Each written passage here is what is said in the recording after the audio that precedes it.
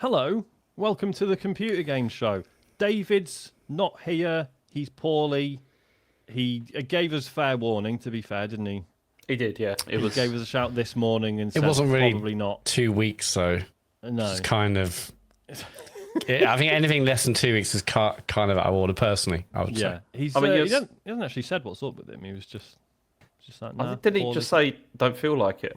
And then he was just like... he said, can't be arsed. Yeah. Make sure I get the money at the end of the month. Yeah. Usual stuff. My name is Sean Bell. I'm joined by James Farley. Hello.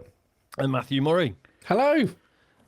We will start the show, as we always do, by thanking our Patreon producers for this month. They are Aaron Patrick, the QuickBooks chap, Simon Nelson, Moomin Biscuit, Trans Rights are Human Rights, Dave Erzberger, Colin Brown, Gasman, Rocketman76, Smooth Monkey, John Tempelli, Jackie Sniper, Sam Higton, Thomas Tom S, Stan, Philip with an F, Cutty, Steve Lee, Jack Oven, Grey Dragon Claw, Colin the Car Wanker Smith, Lee Keybottom, My Dog Skip, Dean, Steve the Nuke Littler, and Evil Mammal. Because in a way, aren't we all evil mammals?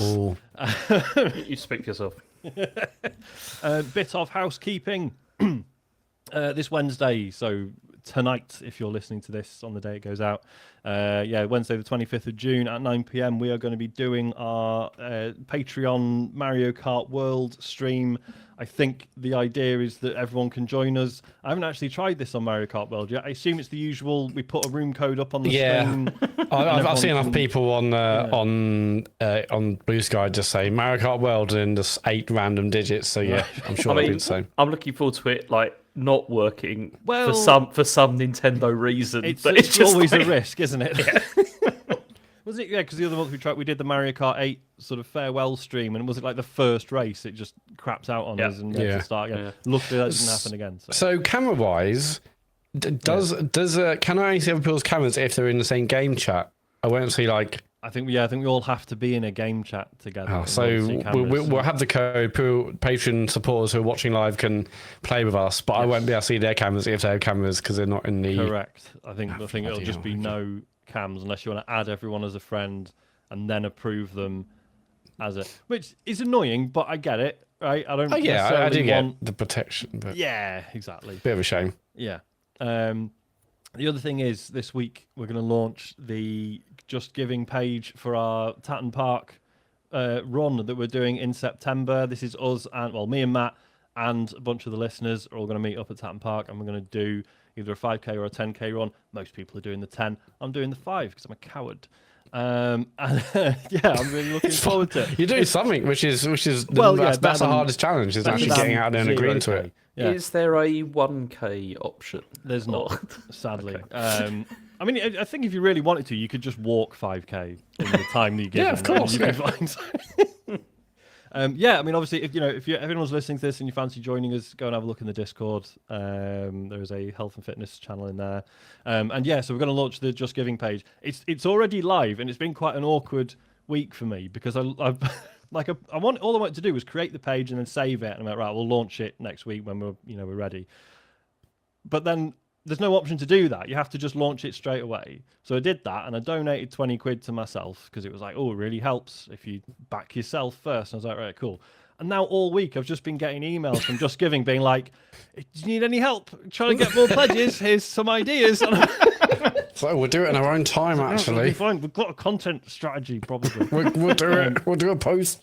Yeah. You start donating to yourself again just to get shut up. It's make it less embarrassing, just to calm them down. I will actually just put the link in the chat, and I assume that it'll be on our socials and stuff this week. I'll get it out before the show on Wednesday. So awesome.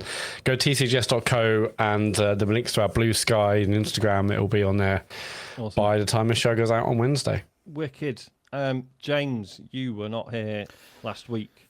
It's true. Do you have any thoughts? Did you hear the show? Did you listen? I did. You know, I listened to it today. I listened to it today, and Ellie. I rammed it last minute. Yeah, really cutting it fine there. But no, I mean, Ellie was amazing as always. Yeah, she was. It was great. Yeah, I really enjoyed it. I mean, I've got some points. I mean, most of them are directed towards David. Okay, well, which fine. should- He's not here, but that's fine. We'll take the feedback on and give you an appropriate response. Yeah. I mean, I did enjoy him saying, "I'm a cool liberal guy." That was that was that was a good line. But I did think that Dikachu should have been the episode title. I think that could have. Yeah, that was a good one. Yeah. But I mean, the other thing he brought up was, there was that whole thing about the SAG-AFTRA disputes. Oh, right. Yeah. And he was like, "What is this? I don't know anything about this." And it's I've like, covered it before, haven't we? we have Yes, we have multiple times. Yeah, we've covered it on. I mean, I had a look back, and I covered it in the news on episode 412 and 443, and also during other times we've discussed it as well.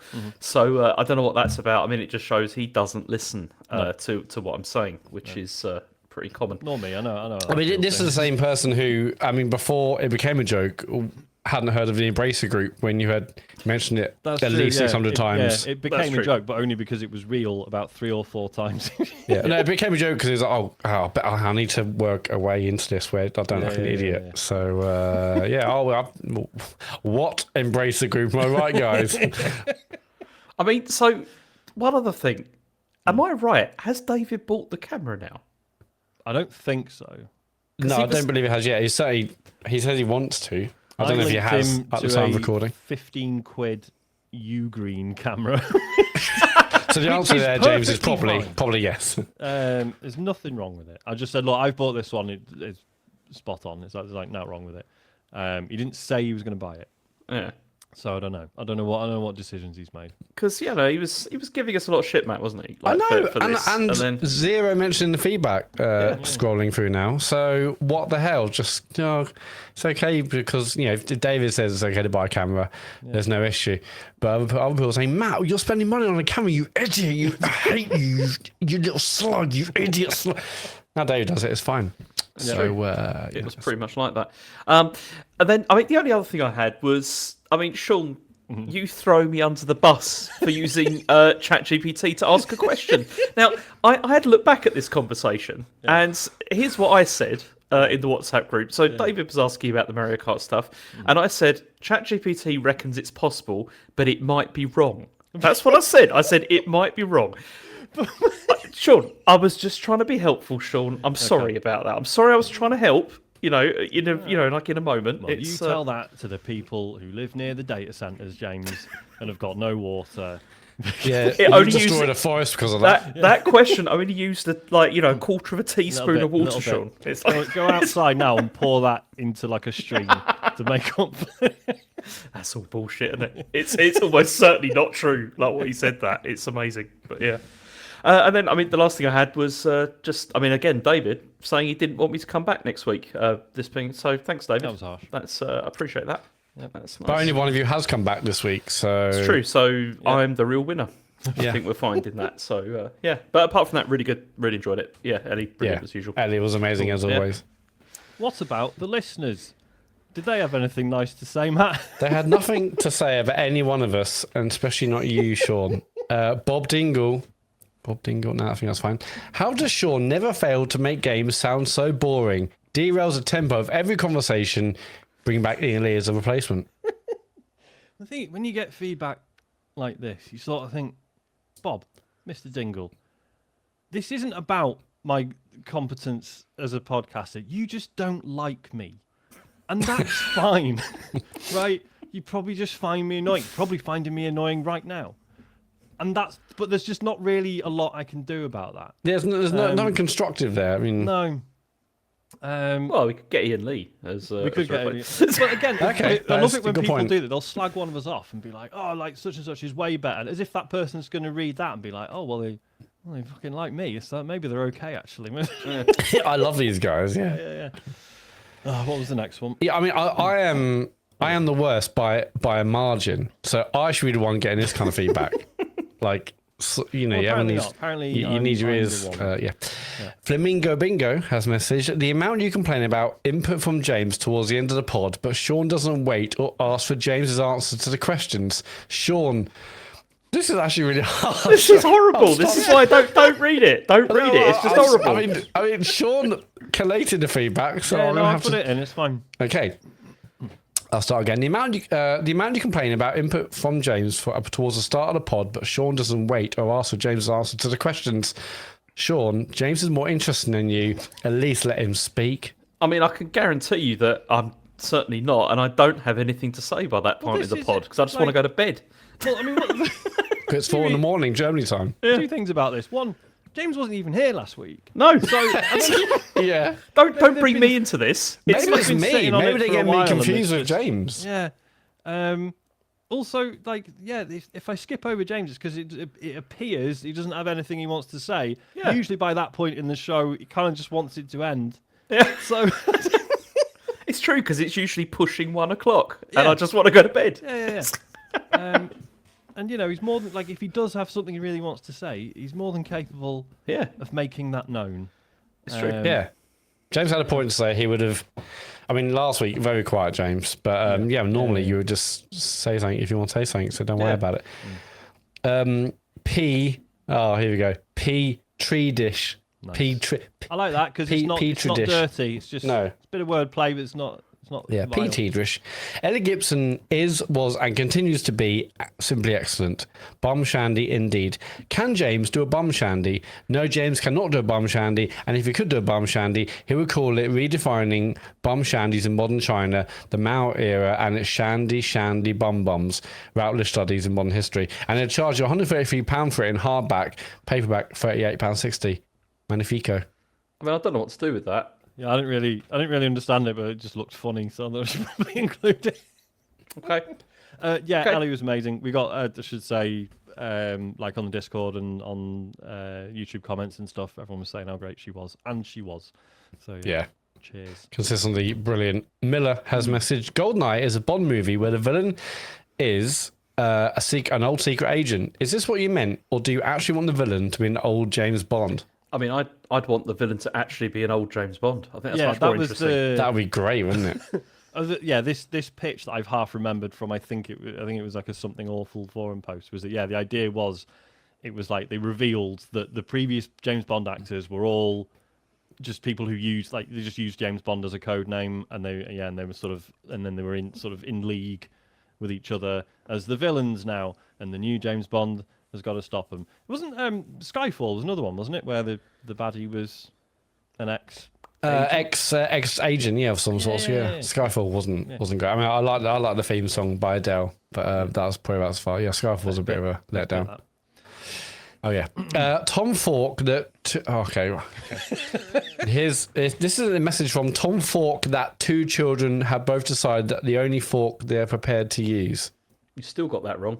Tom Falk that 2 children have both decided is the only fork they are prepared to use. There we go. Has messaged. Have you ever been waiting to order in a pub and heard one of the regulars say, "Similar, please," and realised the landlord must be one of those unbearable wankers who has trained his customers out of saying, "Same again, please," by guffawing that he can't give them the same again because they've already drunk that one and it isn't about to serve them a pint of their own piss? This doesn't make any sense. It's a hell of an intro, isn't it? Yeah. That's how I felt upon hearing 2 unbearable wankers and one guest harangue Sean Bell for his obviously perfectly intelligible statements that, 1, Lego are making a game that they are, quote, literally calling Lego Party, and 2, that Lego are making them Lego Mario Party game, which, armed with the contextual knowledge from about 2 seconds earlier that the game is called Lego Party and therefore the title makes no reference to Mario, would have been understood by the Mewlingist? What is it? Mewlingist? I don't think that's a real word. Mewlingist of infants to mean that they are making a Lego game in the style of, but without the branding of, Mario Party. Or is the idea that you all thought that Nintendo's famously chilled out brand protection team would be okay with a third party making a game all about Mario and not mentioning Mario in the title? Honestly, sort yourselves out, except Sean. God, it took a while to get there, didn't it? Really Sean-centric feedback this week. I did remove a couple. Yeah, there was more. There was nice more ones as well, I should say. But yeah, yes, I mean, I think we have discussed this at length, and probably put that one to bed now. Yeah, but thank Sean, you for the support. And I think we've come to the conclusion Sean's a liar, and then we'll move on. I don't think that's where we got to. At all. Push button Joe, dear computer guy or something. Oh, okay. Dear the computer guy something. Having just watched the Donkey Kong Direct, it is clear that the relationship between DK and Pauline, that Nintendo is seeking to imitate The Last of Us with Joel and Ellie, which they will no doubt improve upon by every conceivable metric. Please now consider Pedro Pascal and dungarees and Ty eating a banana. Please also consider how Miyamoto-san is using this game to explore his complicated feelings to his naughtiest son, Donkey Kong, through game narrative. Confusingly, Joe. Confusingly indeed. Yeah, I mean, so Matt, you haven't watched the Donkey Kong Direct? No, on purpose. I don't need to know this is going to be a great game, and I'm pumped as hell. And I don't actually want much spoiled of it. I saw there's people saying, "Man, this is good. This is good." So it does look really good. James, did you? Yeah, the bits I've seen look good, obviously, but no more for me. James, you watched a bit of it. All right. I've only watched about 5 minutes. So then, like Matt, I was just like, I just want to play this. I don't really want to know more at the moment about it. So the big reveal is that Pauline's in it as like a child, and she's riding around on Donkey Kong's shoulder, and she sort of helps you out with abilities and stuff. But like I was watching it, like, was she in all the other footage we saw, but we just didn't notice? No. Or was she not in it? Well, I thought she was that rock because it seemed to be because that's what they were showing in the beginning, wasn't it? That was some weird rock thing, and then they're like, it turns out that's Pauline in a rock. Yeah, for some reason. The Rock. Right. So so Ben says so the Rock was in the earlier footage, but not. Yeah. Weird the Pauline stuff. But I think I'm all right with it. It'll be fine. It's going to be a good game. Yeah. Yeah, it looks like it's going to be an excellent game. So, still nothing confirmed about whether it is the Odyssey team or... Yeah, famously, it certainly seems never say who's that making way. stuff anymore, and they're just not talking about who's actually making this. So sure, you've seen the whole thing. Is it true that the DK rap is in it as well? Oh, I don't remember. I can't remember. Shit, maybe. Because I saw some news story saying that like that was in it as well, but that'd be great if that's true. Okay, Ben says it is true. Sorry, I'm just going to get half the content for today's show from Ben. Thanks, Ben. Yeah, no, and there was like some sort of reworked tunes from the original, from Donkey Kong Country as well, which was nice. Do you reckon it'll have that underwater music? Because that was the best. Oh, fuck, it might do. Yeah. That's due a modern remix, isn't it? Yeah, that was exceptionally good. Yep. I had a chat with friend of the show, Cammy Toman, once, because he was saying, because I'd been posting like some videos and stuff of my fish tank, and he was saying, wouldn't it be cool if like we did a stream where you just showed footage of the fish tank, and Cammy, who makes music, could like try and compose something to go with it. But he's like, but where do you go when that song already exists? Exactly. It's like one of the most perfect sort of music compositions for a scene. It's, Sorry, what's next? Luke Summerhays has messaged, "All right, lads, I want to apologise to Sean. I was just trying to have a bit of fun and didn't mean to attack a man at rock bottom. Also, while I initially thought the lack of coloured Yoshis was a silly thing to complain about, it is perhaps worth mentioning that some Yoshi colours are tied to costumes, and the choices are interesting. Take a look at what costume is the yellow Yoshi," from Luke Summerhays. So I had a look at this. So basically, my assumption was that Luke was accusing them of sort of racial stereotyping or something. I don't see it. So what costume is the yellow Yoshi? It's the what's it called? It's the Japanese festival one. But which right? That's one. But I don't see how any of the others link to any sort of problematic stereotypes or connotations or anything. Go on. I've got a bigger question here. Okay. Is it Yoshi or Yoshi? Yeah, because I would always say Yoshi, but reading out, I was like, my gosh, is Yoshi. What is the actual answer? Yoshi? It's Yoshi. Yeah. I thought it was Yoshi. Okay, good. Okay. I would always generally say that. I just don't know why I thought, or maybe I'm saying it wrong, and I kind of got nervous about it. Wound up about the Pokemon thing. Because everyone's like, I mean, that is Pokemon. It's not. But Pokemon just sounds it's wrong. not, but I've given up. Yeah. But I'm just saying, whenever I used to argue with people about the Pokemon thing, everyone's like, well, look at the cartoon, they all say Pokemon. Yeah, Americans also say Yoshi, but we all know that's wrong. So why is no one else joining me on my absurd crusade? Yoshi sounds more like a name, whereas Yoshi, it doesn't sound as much like a name, if that makes sense. Yoshi sounds like it could be someone's name. someone's going to correct names not us. sounding real now. It's, I don't know, like your just doesn't sound as good as yo. That's just me. Furious Fred, not a real Fred. Regarding Mario Kart World, David talked about people complaining about going from 1st to 12th, etc. Need to realise what Mario Kart is all about. On the whole, I agree with that. However, the Blue Shell Rally Cup can go suck a fucking brick. 5 times the different characters I tried that fucking thing. First for every checkpoint, then a motherfucker Bowser flattens me before I get a red shell right up the arse. First for every checkpoint, and I finished 4th. Fuck this game. Keep up the stellar work. Love and kisses, Furious Fred, not a real Fred. It's true. I mean, the Mario Kart World stuff, like the Blue Shell, is basically like the Mario Party side of Mario. Of Mario Kart. Yeah. It's just like it ruins everything. Like, but it does, you know. and I do. I totally get Dave's point of view. That's just like, yeah, but it's fucking Mario Kart. Like, grow up. But also the argument that like in a multiplayer context, I totally understand the Blue Shell.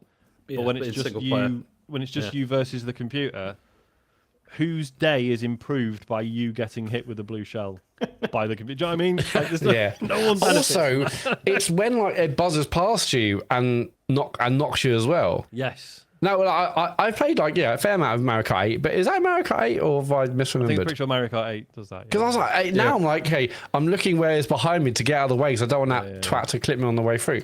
Yep. Also, I did like one of the P challenges in the open one. One of them, like the first one I basically got to was doing my nutting. It's basically where you got to like do 3 laps and like the time is going down. And oh my god, like I was getting knocked like off and with like a second to go, and I was like, why is this so hard? This didn't need to be that hard. Just me. I know I did it in the end, but and just people firing shells and all sorts. It was an absolute nightmare. I've really I've like the P challenges. I've it's another thing that like I was really looking forward to, and I think I was a bit disappointed with them. However, in the grand scheme of things, I don't think it's a big deal. I'm not moaning about it, but yeah, I was a bit let down by the P. See, I'm doing with those. I'm doing the thing where it's like if I see them, I have a go. Yeah, but I'm not seeking them out really because there's no way of figuring out which ones you. Well, apparently there is. Yeah, there is. Yeah, because they go it's grey. all on the stickers, isn't it? As well, like how many? Yeah, because you get. But you can't just look at the map and be like, oh right, I've done all these. Oh right, yeah. So if you see them physically, you're like, okay, that one's grey. I've done it before. Yeah. We'll talk more about Mario Kart because I haven't played that this week, but some things are annoying about it.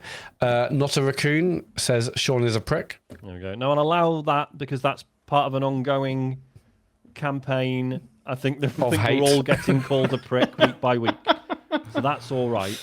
It's it's unfortunate that it happens to have come at the same week as several people actually calling me a prick. Yeah, it is hard, isn't it? It's hard to work out which is the real one. It's tough. Larson B. It's worth noting that Max Payne and Alan Wake were both developed by Remedy Entertainment, so there would be a high chance that members of the sound team could have worked on both games, even before comparing the credits and identifying that Peter Habja was involved in both. Not sure. And therefore may have an interest in discussing the audio onanism of Bears with Ellie Gibson. I think David is owed an apology. Sleep well, Michael. I mean, David's never owed an apology. He's not flawless. I didn't think we made fun of him, did we? Like, I know he said Max Payne instead of Alan Wake, and we had like a bit of a laugh. But I think we all we understood the connection there, right? Yeah, I think we let him off there. I think it's good for Larson to, just make sure everyone knows the truth, and people can make their own decision. You know, if they want to side of David or be on the right side of history. I guess they want to. Yeah, you do what you want to do, basically. Yeah. We're going to end with Ramalaptar, or Ramalamalaptar, as James would say. No, Ramalapatar. Oh, that one as well. Last week, Matt suggested he'd buy 3 vagina costumes for the next live show. I presume this is under the assumption Dr. Farley would be away, or do you already have one? Well, I was going to anus one. Yeah. Famously, James does the anus, and then we do. I don't even know what was even the context of that. I've forgotten this already, yes.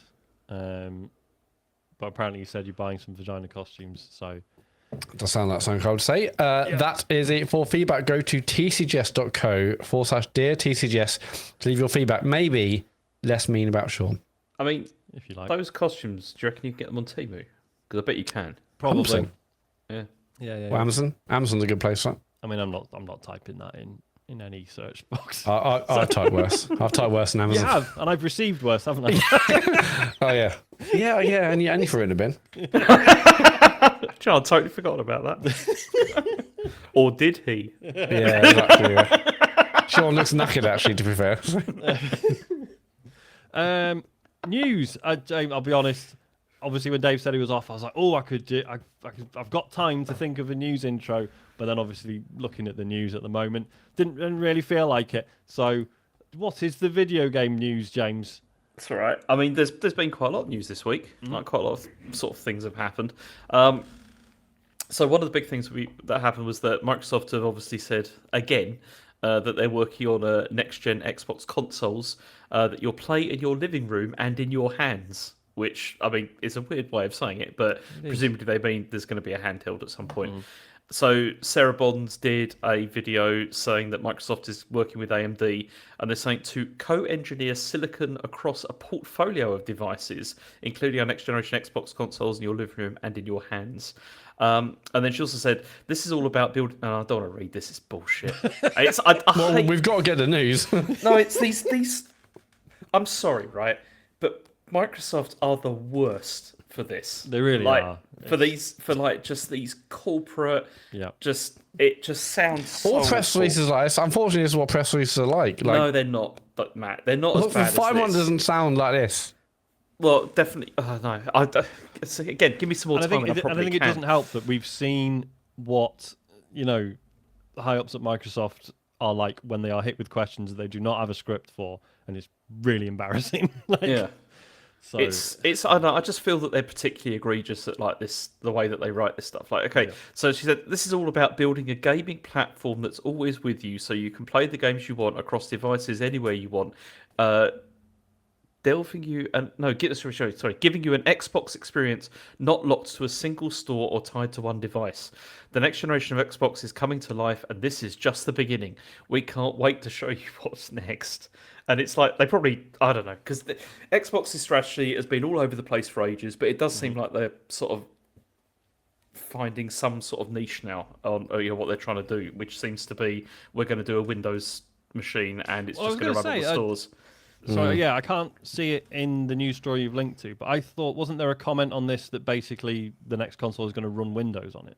Yeah, I mean, it's not confirmed, but that seems to be pretty much where they're going with this. And the interesting thing about that is how that's going to impact like Xbox games, like the kind of stuff that people already own, because that was all designed for a different kind of operating system. So I would presume that they probably will figure all that out. Because they do have a good track record for sorting out backwards compatibility stuff. So yeah, and the way I saw it, I'm trying to find the quote, but the way I saw it is more that they're working much more closely with the Windows team to make sure that Windows works well in handheld, basically, whereas right now it needs a lot of work and has a lot of work. So I think it's more just, how the Xbox team working with the Windows team and AMD and all those things coming together to make sure the new handheld and or consoles are, powerful as hell and work well. But I mean, obviously, this handheld thing, there was big rumours, and then, I think even Phil implied that they're working on something called they'd love to do something handheld, and then it was like, no, we're not. He's been saying that for years. Yeah, and then the Asus ROG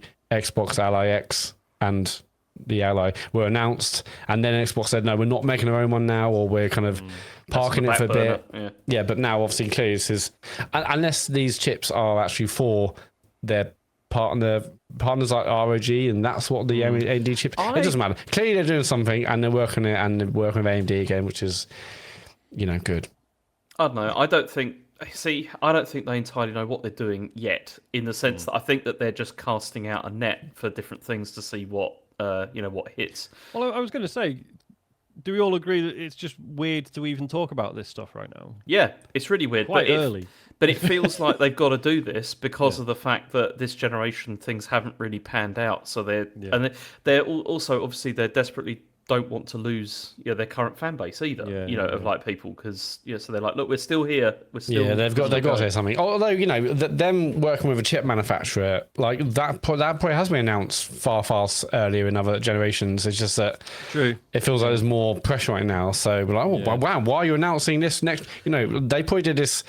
last generation 4, hey, Microsoft are working with AMD to work on next console. Like, but it wasn't a big deal then. But now it's like, oh, what? You're actually working on something, are you? Because do you know who Sony's probably going to work with for the next console? yes, It's AMD, isn't it? AMD. Yeah, because AMD have been doing it for years. It's like, it's not really news, but it's like that bit weird. in The Last Jedi where he's like, hey, guess who's supplying both the Rebels and the Imperials? Yeah, AMD. Think about that. It's AMD. But yeah, obviously, I'm aware that a new console or whatever takes years of R&D to go through. So it certainly makes sense that these decisions be made now. But yeah, it felt to me weird for them to talk about it now. But as you say, is that because faith in Xbox this generation is so low that everyone sees this announcement and well, fucking hell, I bet they're going to bring a new one out next week. Yeah, but it'll be a while, and it'll probably be years off. Yeah. And I'm still thinking 2028. I'm thinking. Maybe, but I still think we're going to see by other manufacturers as well. I still think that's going to happen. There'll be like a reference device, and then there'll be loads of other third-party ones as well. Yeah. It's the 3DO, but with actual and software that worked, support, James. So I don't see what the problem is. Yeah, they also was this news story where they mentioned about the fact it's going to run, GOG. And no, because that was previously announced, wasn't it? That was. Yeah, and she said in the year won't be tied to specific storefronts or whatever. But also, didn't today, which is a Monday, they revealed that the next, like the Xbox app on Windows is also going to have the other stores, like games from the other stores in it as well. Yeah, so because they sort of accidentally showed a screenshot of that, didn't they, a while ago? Mm-hmm. But as I said, like that's not the way round I want it. I want to see my Game Pass stuff in Steam. I don't want to care about seeing my Steam stuff in the Xbox app. But this is what I really wonder about this, because like at the moment, if I want to do PC gaming, I would use Steam probably because everything seems to be on that. And if I wanted a handheld that did PC gaming stuff, I'd buy a Steam Deck. Mm-hmm. I don't really understand what the benefit is here, especially if Xbox games are also, because Xbox games, do they come to Steam as well? Like, do they, or is it only through the Xbox They do. app? I mean, it's always quite surreal because it's like, well, I can open the Xbox app where they're free because they're on Game Pass, or then you open Steam and it's like, hey, like, Hellblade 2's out. Do you want to pay 60 quid for it? No, I don't. I mean, it wasn't 60 quid, but you know what I mean? It was always quite surreal when you see new Xbox stuff in like on the Steam front page for full price. You're like, but I just click on this button instead and I don't have to pay for it. Very odd. I mean, it's different. Like owning it on Steam is very different from having a Game Pass subscription, but if it's a good bit of hardware and you just do kind of GOG or Battle.net, then but also lots of that one others, I think it makes sense. But ultimately, I think a lot of PC gamers have enjoyed Steam Deck, and that's all they kind of need. But I guess it's if you play on Xbox and you want to play somewhere else in the same save file and you just pick it up. I get that makes sense. And that stuff is useful. The Play Anywhere stuff, like like if I'm playing something on the Xbox and then one evening my wife wants the TV, I can come to my home office and just carry on the PC as if nothing happened. Mm-hmm. That is really useful. And so, extending that to like a handheld device as well would be really cool. There's got to be another Steam Deck like in the works, right? Like they must be thinking about. I assume so. Yeah, I think they said they're waiting for like the next kind of big upgrade, really. Yeah. Whether that's battery or screen or whatever it is. But they I think even as early as recent as last year, they said obviously looking at things, but nothing yet. I think it was on Rematch Radio and where they're talking about this, and they're saying that this is Microsoft basically declaring victory then leaving. Declaring victory, like look, if Xbox is everywhere, this is kind of what we want, and then that's it. They'll kind of leave it to the third parties. And I hadn't really thought about it that way because it just feels like it's so negative around Xbox, and but maybe they are. It also got me thinking, like, okay, for years we had Nintendo and Sega, and no one ever believed anyone else would ever come in, to that console war. And then Sega stopped, and Xbox are here. But if and when Xbox leaves, like, who else could come in? I mean, maybe we never saw Microsoft doing this originally, so it's maybe hard to predict. But if a company like Microsoft, with all the billions and trillions they've got, can't make this work? Like, why would someone like an Apple, an Amazon, like I'm thinking like the other big kind of like Silicon Valley painful teams. memories, but yeah, Google Stadia flopped. Yeah, exactly. I mean, basically the other big tech companies, we've got Amazon Luna, what it is. Apple don't seem to care about gaming properly. Google, they've tried. It's like, who else? I mean, Facebook, but they're doing their own VR and Meta stuff. Seeing how they run the Quest. Yeah, don't really want them to make a console, to be honest. So I really want Microsoft to get their arse in gear and stay in, but I know all this stuff. It just feels like it's just depleting. I think it was this year I predicted the Tencent console, right? Yeah. Well, we got 6 months left. Still got a while. Yeah. That'll come out. It'll be fine. Okay. Next story is that a report from the game business, and which is according to Nielsen IQ, has said that third-party Switch 2 games are below estimates. So Chris String from the game business, he said most third-party Switch 2 games posted very low numbers. One third-party publisher characterized the numbers as below our lowest estimates, despite strong hardware sales. And then he says also, because apparently they still sold more than the Switch than third parties did for the Switch 1 launch. But he also says this is misleading because there were more consoles sold this time, and the Switch 1 only launched with 5 physical games. And yeah, that's one of the main reasons. But he also, he's arguing that this is because there was a lack of review copies as well. So there's, I think this is probably true. Like, there wasn't really a lot of hype built for like third-party stuff. Like before the Switch 2 launch. Well, it's always harder with like new hardware, because then you've got to get hardware into the hands of the people reviewing games as well as the games themselves. So it is always a bit more difficult. But basically everyone said, yes, there's Mario Kart, there's a Welcome Tour, and then Cyberpunk. If you haven't played it, elsewhere. Cyberpunk is the best-selling third-party game. Yeah, that's not a surprise at all. Yeah, it feels like a bit of a technical marvel to get it on the system anyway. But if you had a PC or console, I played and finished that game twice, and part of me was still like, would it be nice? I just want to see it. See it on the Switch too. What's wrong with that? It is a bit annoying, isn't it? Because I've been like looking at things and just being like, I'd like to play something new now. Like an actual Switch 2 game, because I've still got like backlog of stuff for Switch that I'm going through, but it's still bought No Man's Sky again. I think I've said this last week. But I thought about it. I keep nearly buying No Man's Sky again because it's £15 and it's got Switch 2 updates on it.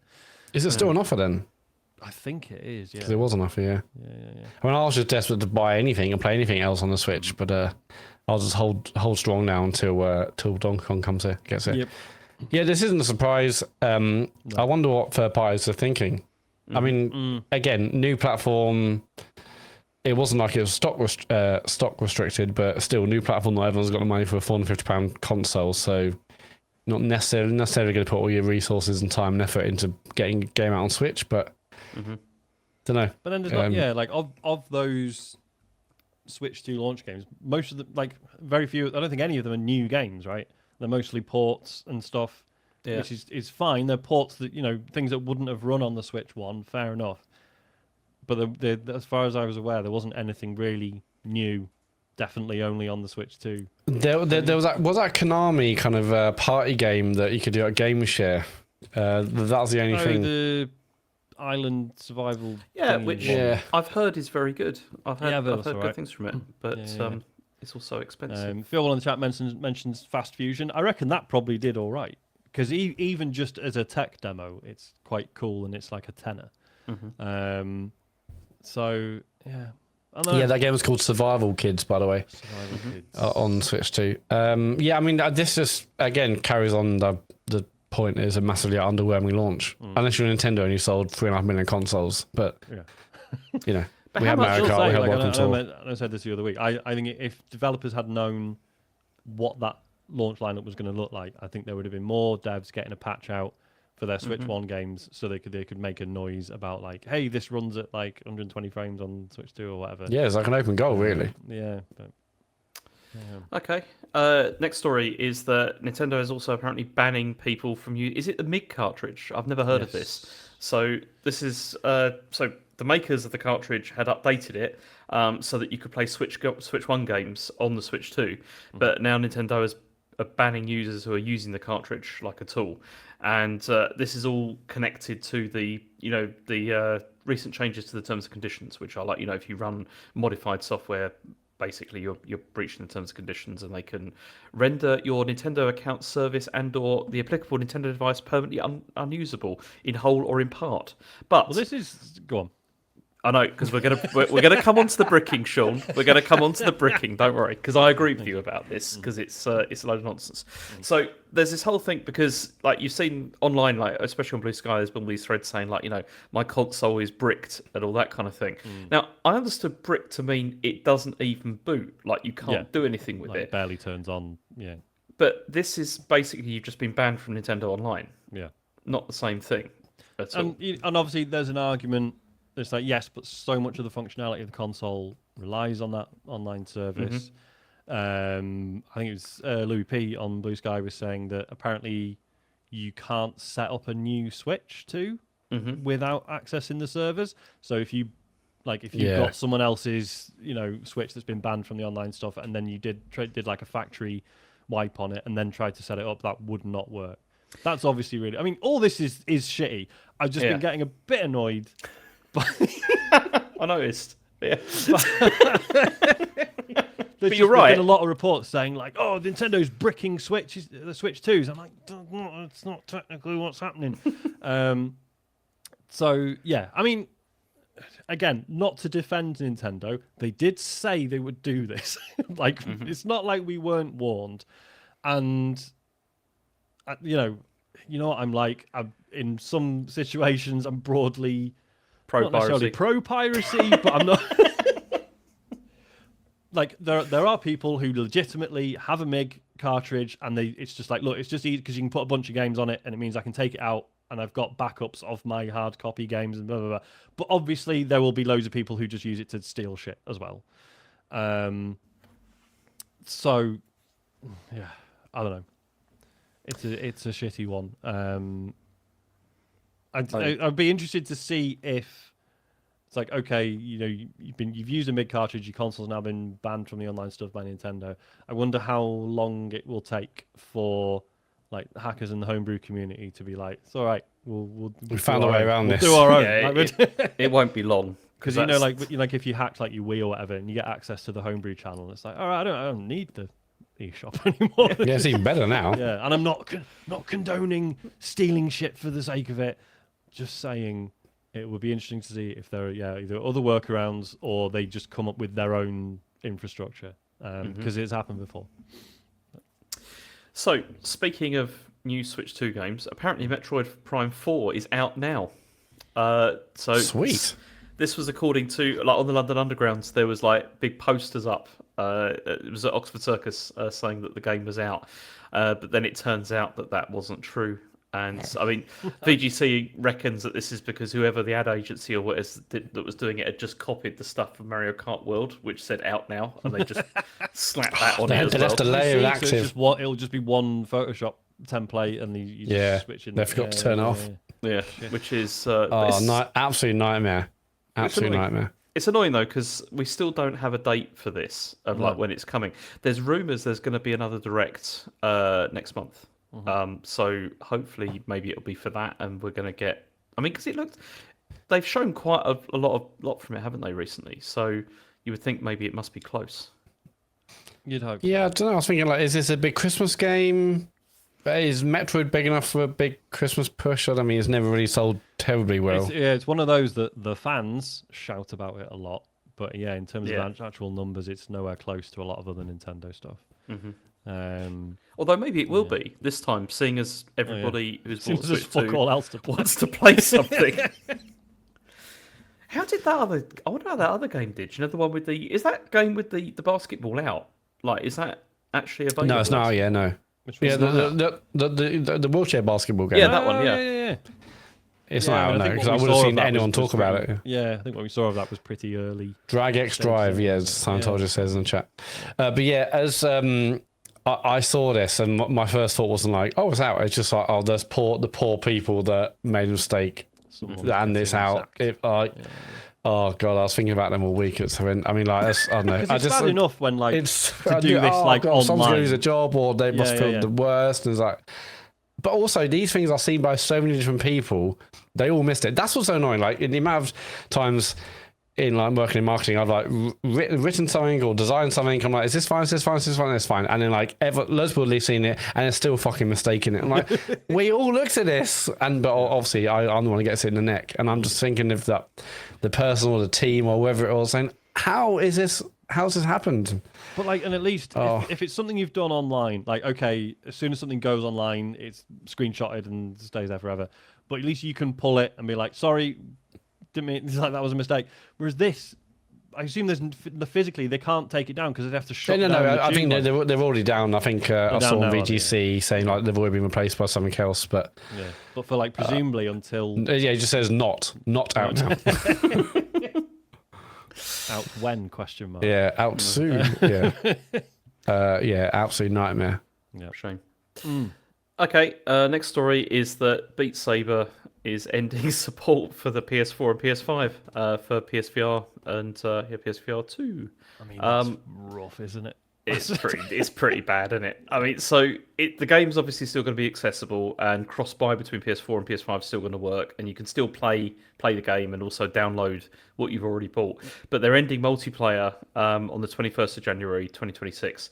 I mean, the Quest 1 had this support ended, but this was in November 2024, and it's quite funny. I mean, if you read the statement from Meta, they said, as we look to the future and plan the next big leap for Beat Saber, we have made the decision to no longer release updates for PS4 and PS5 starting in June 2025. Our passion for VR remains unwavering. We're excited about the possibilities that lie ahead and what we can bring to Beat Saber fans who have been on this journey with us over the past 7 years. But obviously, they're excited for the future, which obviously doesn't seem to include PSVR 2, which seems to have just disappeared. And if anybody's surprised, given I am a bit surprised because Beat Saber is just so massive. But even they're thinking like it's not even worth. It's not worth updating it. Yeah, the install base must be so small. It's like if even one of the biggest ever VR games can't be bothered supporting it, that is shocking. And I mean, maybe Meta want to have more exclusives. Is that how if you want Beat Saber, you really have to get on Meta Quest? But yeah, this is it's bad. I mean, we knew it's bad on PSVR 2. Yeah. Obviously, them dropping PSVR 1 support, that makes sense. It's been a while now, but PSVR 2, and it's even as you said, one of the biggest VR games of all time. It must have enough users, surely, even on PSVR 2. But I guess it's still not worth. Yeah. I mean, even with the price cut, I doubt it's probably made much of a difference with PSVR 2. It's still still 400 quid, which is still a lot. And I still think they released it too early, like way too early in the PS5's life cycle. I think they I've not used one. I gather it is a beautiful piece. It of is. kit. It's great, but I think they probably should have aimed lower with it, right? I think they should have understood that, okay, this is their second generation now of doing VR, but actually it still should have been a way in for people who haven't really tried VR before, and pricing it at 450 quid is justified for the stuff the headset does. Yeah. But I think they should have pitched it lower. See, it was the thing that David's always said, and he's right about this, where they maybe should have released a standalone like PlayStation VR, that played the original, the original stuff or something like that, and maybe even one that you could plug into the PS5 to get a bit more power or something. I don't know. It's a shame. I can't see them making another VR headset now. Yeah. I think that's probably. I guess also I was thinking I guess that they also don't want to pay the 30% to Sony every time they sell a copy. Yeah. Where they could just keep the whole lot on their own channel, their own thing. I've lost touch with VR stuff again. I know, I was really enjoying Ghost Town the other week. I need to crack on with that. But I feel like it's just I know we've said this before, but the Meta Quest app is just awful now. Like it just feels so annoying to just look at the fucking shop. Like it's just wants you to go on Meta Horizon stuff. Are they still pushing that stuff? Oh god, yeah, more than ever. It's so desperate at this point. But the new UI changes are coming, or they're coming soon. Like they look great. Like it's like the first major upgrade for the UI since it kind of came out. It looks, it's very kind of spatial. It looks kind of Apple, Vision OS, but it looks great, and you can change sizes of multiple windows. It's much better for productivity. But I know this isn't in the news. Did you see the leaked box for the MetaQuest Xbox edition? Yes, I watched a video about it today. Yeah, I think it because I could do the Game Pass in my headset thing, but I have to pair an Xbox controller to it in order to do that. And every time it's like, well, I can't be bothered. But why? Also, why would you want to play a game on worse screens than you can? Well, this is it, because if the argument is like, oh, but you could make it huge, massive, in a cinema, it's like, and see all the really bad compression that's already noticeable on my phone, never mind on a massive blown up VR screen. So I just don't see. It does look nice though in black. It looks real nice. The headset looks alright. Yeah. Also, it's like an S and not like a regular Quest 3. I think it doesn't. I think it comes with touch controls, but it comes with a wireless Xbox pad. Okay. I don't know about the controller situation, but I don't know. I watched a video today saying that this is literally just for people who've never played VR. It's not for VR users. It's not really for Xbox. Well, I guess it's Xbox users who want to dabble, and that's why that's the only reason they'll do it. But Okay. Last story is that Bungie have decided to delay Marathon. You are kidding me. Yeah. So it was going to come out on the 23rd of September, but this is what they got to say. They said, through every comment and real-time conversation on social media and Discord, your voice has been strong and clear. We've taken this to heart, and we know that we need more time to craft Marathon into the game that truly reflects your passion. After much discussion with our dev team, we've made the decision to delay the September 23rd release. And they've said that they're going to reveal more in autumn about the game. But yeah, I mean, it's not a surprise and probably a good thing. Because... Given the absolute silence over it during, over summer, the stuff about them, infringing copyright on the artwork, stealing. The feedback to the alpha was, obviously I heard a lot of criticism, but I don't think anyone was saying like this is unfixable. I think it was just kind of like lukewarm, wasn't it? I mean, people so people in the chat saying they reckon this never comes out. There's no way it doesn't come out. No way. I mean, again, they spent billions acquiring Bungie. They've got to get something out of it. I think it will come out. It's just that we've had Concord and it's just like what it's going to break through and like stop people playing Fortnite or Roblox or I don't know other games that are in Minecraft. It's like, and there are other more hardcore extraction shooters. Admittedly, things like Tarkov aren't on console, so maybe this is like. Apparently, they're just horrific. Like if you, unless you're really good at them, apparently they're just such a hard, just really difficult games to really get into. Whereas this was sort of pitched as more of an entry point into extraction shooters, which I'm theoretically up for. Wasn't the stuff about. Like when you're unlocking stuff every season, but like, isn't it at the end of every season that all goes away and starts again? Like you don't keep things from season to season, apparently, which is also it's probably problem. I think it's really weird in a sense what's happened to Bungie because I was just thinking about Destiny and like how like at one point they were on a real high with Destiny 2, like as in it had but Taken King when that came out, it's like okay, and well beyond that as well, like.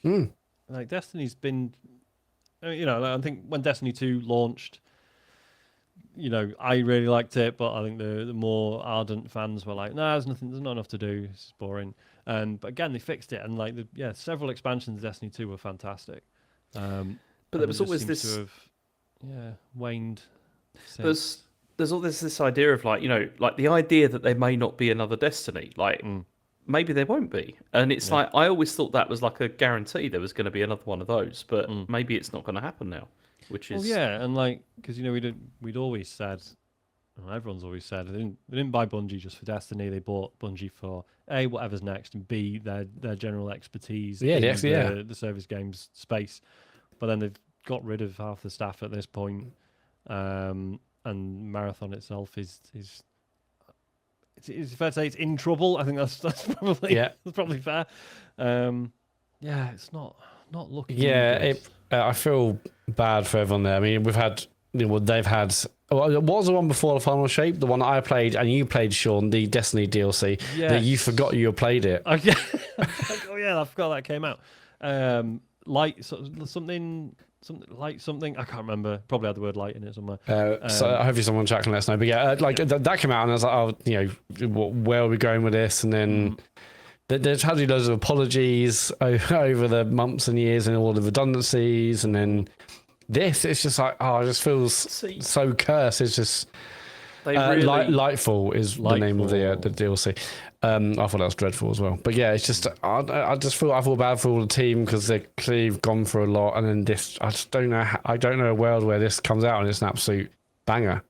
If they'd have gone with Marathon, if they'd have gone back to it in the sense of like continuing like the Marathon story or something like that as a single player game, maybe with a bit of multiplayer or whatever to it, people would have loved that. That would have been like, but I think turning it into an extraction shooter, all that kind of stuff, it's been a terrible idea. That's the thing, isn't it? Because I know like the Marathon fan base is not massive, but it exists. But it exists, and if you're gonna, and the fact that you know they're making a game called Marathon, and the Marathon fans are like, well, this isn't Marathon though. This is something completely different. So you've not even appealed to them by the sounds of it. But like, imagine another like really good like Bungie single player or at least co-op like story game. That would have been brilliant. That would be great. You know, and I don't know anything about Marathon other than it was on Mac. That's literally all I know about it. But like, a big new Bungie single player experience with some multiplayer as well. Lovely old job. But again, like Destiny 2's been around for so long, you kind of think, it's been around so long, it must be absolutely huge for it to last that long. But it's still not as big as like the 10 or so years of it being around would suggest. And what one game is surely going to come out and it's going to take Fortnite's crown, and again Minecraft, Roblox, these games which are so massive and they're just Bill's forever game. Obviously, it won't be like this forever, and other games will come out to beat them. But right now, it's like what? Well, exactly. Right now, what? Imagine working on a multiplayer game now, like. Why? I mean, like, is it really that even if you're like the 5th or 6th or 7th most played game, that's still decent enough money for you to, tick over? You don't have to be number one. Even something that's down the line will still have its fans. But I don't know. It must be. I don't know what it must be like working on a game like that right now. Okay, that's it. That is all the news for this week. Cool. What have we been playing? James, do you want to go first since you weren't here last week? And also, it sounds like you're going to be brief from what you've put in the doc. Well, that's the thing, because I've not played hardly anything over the last week, but I have gone back to Kingdom Come Deliverance 2, and I'm pretty sure I'm quite close to the end now. Okay. And my clock's at nearly 70 hours by this point, which is ridiculous. But it's still excellent. But I've kind of got stuck at the moment because I'm on this section whereby, like when it does in games where it does the thing where like you're not going to be able to, go anywhere else for a while. There's going to be, you need to be like, ready for this and everything. And I was like, yeah, that's fine. But I wasn't predicting that it was going to be like about 4 or 5 missions that were like very lengthy with with no option to like sleep or heal myself or anything for the whole time, and I'm currently stuck on a fight which is really irritating. And I'm although I do have the option to like not do it, and I'm thinking I'm just going to not do it even though I will be dishonoured from doing so. I don't care, because it's like, I'm low on supplies, I've got nothing, which is making it annoying. I did have one bit though that I loved the other day where there's one part of the game where you're involved in an ambush, and I just thought, that's fine, that's going to be easy. And so you're on like this on this cart that's like going through a valley, and you're the man who like knows the ambush is going to come, and you're supposed to be helping the people doing the ambush. It goes very badly because it turns out the soldiers you're with are very good, and and I was getting wiped out every single time. After a while, I was just like, I've had enough of this. And so as soon as the ambush started, I ran off into the woods, hid, and then I did the wait thing for an hour, and then. Oh my god! And then play out. And then and then walked back to where the fight had happened, and it all been taken care of, and it was just really funny because there's always like it's just bodies everywhere, like just like dead bodies everywhere. And I went up, talked to this guy, and he was just like, "Oh, that was rough, wasn't it?" And I was like, "Yeah, that was yeah. Quite, Who won? Quite, Who won quite, again? Quite a battle that was, you know.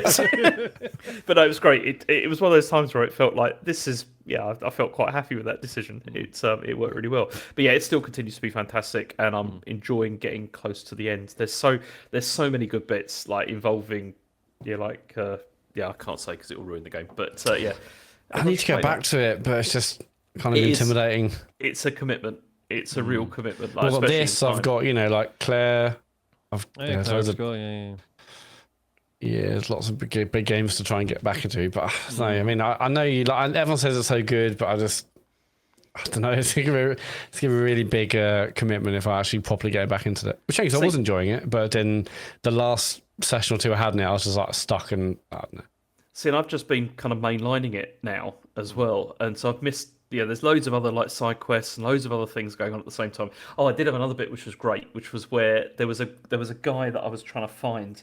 And it turned out he was playing dice with some people, and so I went up and said, "Where's he gone?" And they said, "Oh, he lost and then tried to steal the cash."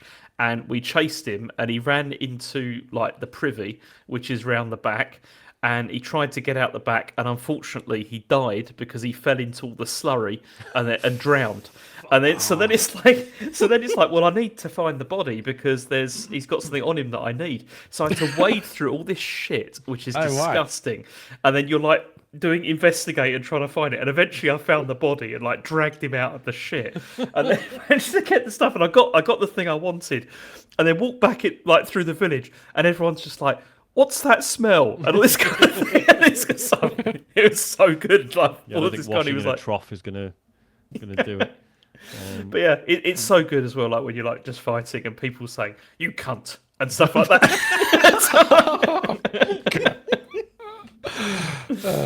Yeah, it's so good. It's a brilliant game. Really, really good. But yeah, I'm interested to hear more about the altars as well, though, because that sounds fascinating.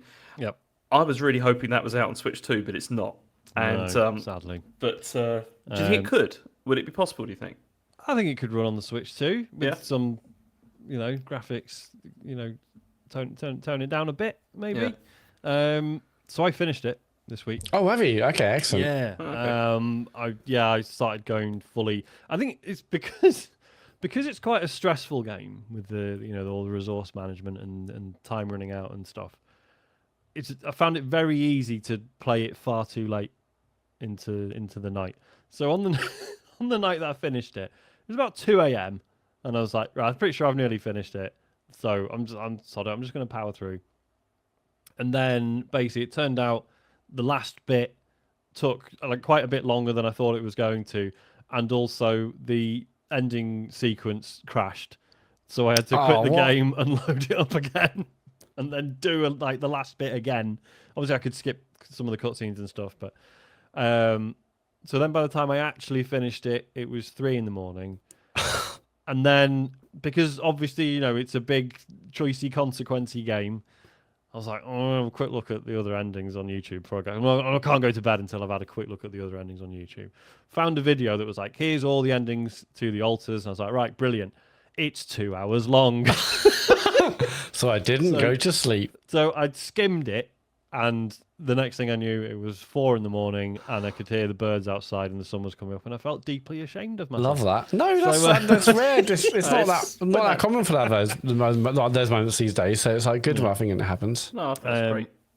So yeah, it's overall I loved it. I think the 8 out of 10 reviews are probably correct. There's some stuff about it that doesn't quite work, particularly the way that your altars will occasionally sort of threaten to mutiny, right? And it'll be like, oh, we want a room with a telly in it, or we want a gym or whatever, and you sort of go, oh, what if I don't? And I'm like, well, we think what is going to happen if you don't. And it's like, oh, okay, that's weird because we were best mates 2 minutes ago, so I don't really know why you're threatening to overthrow or possibly kill me. Well, all right, I'll build you a fucking gym, Jesus Christ. So that doesn't really fit. I understand it's like another thing they sort of throw in to sort of put a bit more pressure on you because it is a game about that sort of constant sort of ambient stress. There are bits where it eases off a bit, and you can relax somewhat. By the very end, like I was drowning in resources and stuff, and it was absolutely fine. I'd sort of mastered it by that point. But yeah, a lot of stress and anxiety along the way. I think the story overall was like, I thought it was really interesting by the end, but I was surprised. Like, I wasn't emotionally affected that much by the end. Like I was happy with like the decision I'd made and the consequences of it and stuff. But it wasn't like super emotional. Whereas like when I finished like Citizen Sleeper 2, which I think this has a lot in common with, that was, really, like the ending of that was really emotive for me because of the quality of the writing and the connections I'd forged with other characters and stuff. Whereas with this is like, yeah, I'm happy with the decisions I made. I did right by the right people, etc. Obviously, I won't get into details because I don't want to spoil it. But I wasn't like super emotional about it. Is this because is it not as deep then in terms of like relationships that you build, with these? Well, I don't know.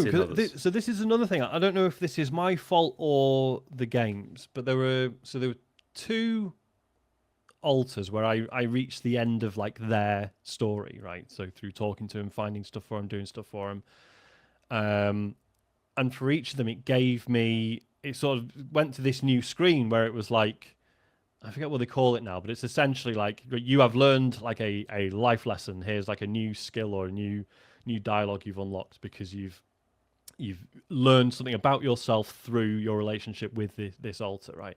Which I think is a really nice idea.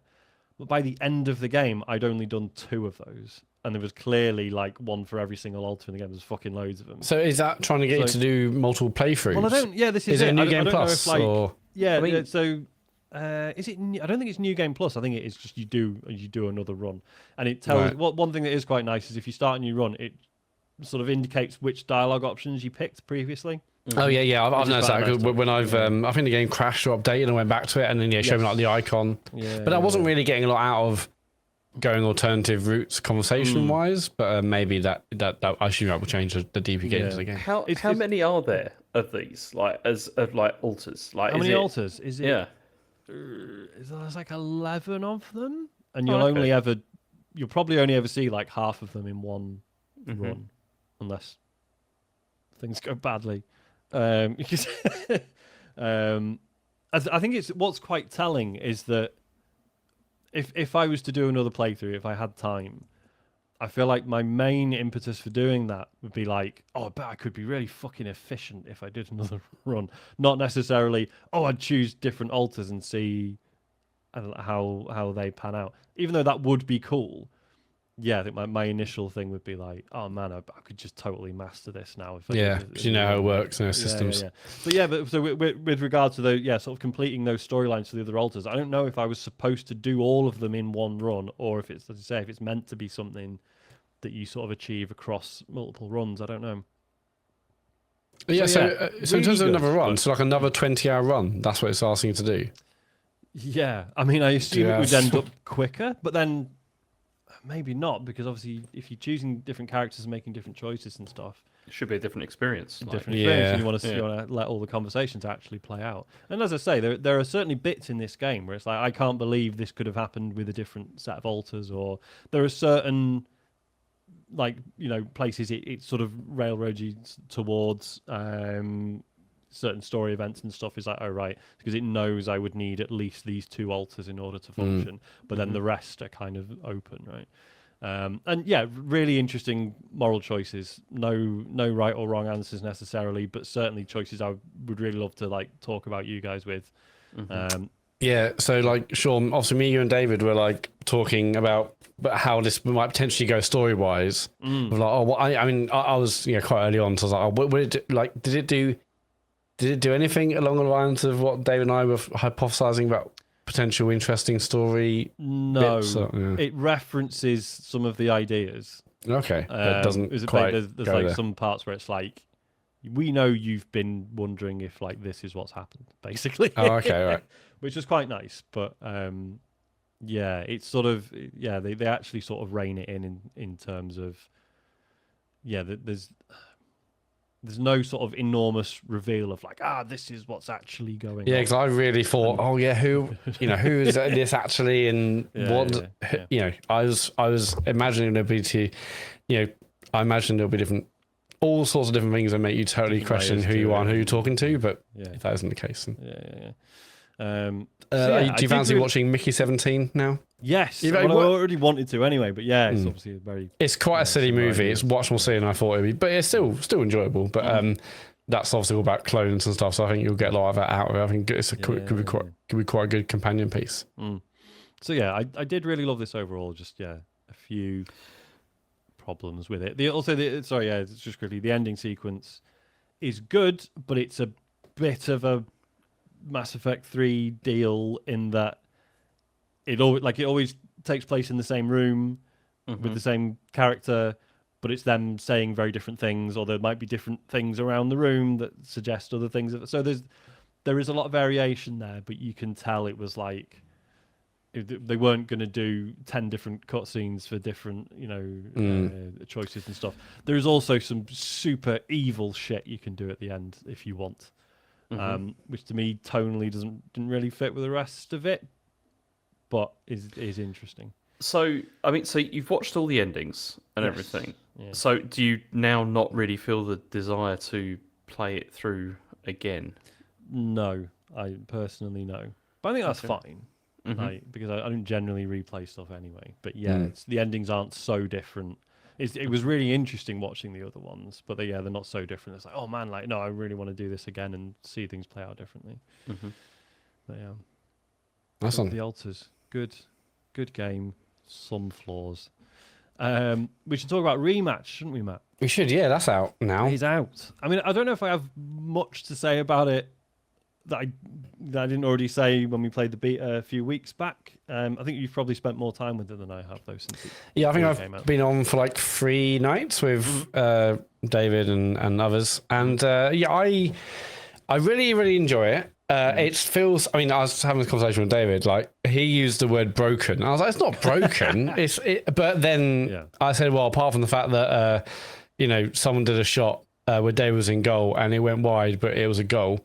Those kinds of things, I guess, could be deemed as broken. Yeah. But is it? I know, but is it broken in the sense of like all this stuff can be fixed, right? No, exactly. I mean, that's why I said to him, I don't think it is broken. Yeah, there are definitely things to fix. It does have points, bad lag, where maybe the ball's in the box and those people trying to tackle it, and the ball just is locked still, and everyone's trying to run through the ball or try and kick it. Nothing's happening. But one member of the team is the key to actually move the ball. So, like, okay, Matt, it might be you. Come out of goal. No, it's not you. John, come over. Okay, it's John. John's kicked it. Or, like, everyone's, like, kicking in, but nothing's happening. And they have to wait because in about 15 seconds, suddenly the ball is going to go absolutely everywhere because it feels like it suddenly has to calculate all the moves that we've been making. And it's like, I've certainly had some like lag and glitches and stuff. I've never had anything that bad though. Yeah. It's only just come out. I'll give it some leeway, and I'm sure they're working it. I mean, I think the fact that the first season in like their battle pass is called Season 0 says everything that they're probably going to give it 6 weeks and then get it to a good place. I mean, I think I saw a news piece the other day saying they've had over 1 million players because it's out on Game Pass. I don't know if it's on PlayStation Plus Extra or whatever, but it's definitely on Game Pass. So they've got the player base, and I think it's really, really fun. I'm not sure. I don't know if it's quite got the same kind of skill ceiling as a Rocket League, where Rocket League, the concept's so simple. It's football. It's 5-a-side football in cars. You get it. But then if you want to get to the top or be incredible, it's like the flying and going off the walls. And there's so many layers to like the complexity of that game. You can play it simple or you can get really good and take to a whole nother level. This, I'm not sure it does have that. I mean, I think this game is still incredibly fun, even if you pass or string together some simple passes together. If you go work from the back, string some passes together, get some good tackles in, and score a good goal, that feels amazing. And so different to like a FIFA or a PES, where like passing to a player or shooting towards the goal is just like what you do, 20, 30 times a game. Whereas this, because it's so intense, and particularly playing like five-a-side or 5v5 in the game, you're not on the ball for like, a second or two before you have to pass it, and just when you're like chasing the ball, you see like an opposition player coming towards you, just you pressing A, and when a ball comes towards you, A on Xbox, you kind of like hit the ball away from you, and you can do it in a certain direction, so you can kind of take it away from a player and then pass it. Like, those things still feel incredibly good. I'm just not sure if it's got like the skill scene to take to a different level, but I still think like this as an esport could be like really, really excellent when you get a whole team who know what they're doing, or two teams against each other who know what they're doing. It's still really good fun, still really satisfying. Like, being in goal is incredibly fun, which is something you kind of never really say in a football game, but you feel like every shot is savable. We're already seeing what the meta is, whereby the current. Well, there's a couple, but one of the current things that we're seeing is that rather than a opposition player coming towards you in the goal and firing, they're shooting really hard and high. So it's hard and high. Maybe you as a goalie would go to dive. The ball bounces off the wall above the goal, and then it's an open goal for the player to, to do a volley or an overhead kick or whatever it is. So we're already seeing like some tactics, playing, but. Yeah, but having a blast. It's like, it feels so different if you go from like 3-player to 5-player.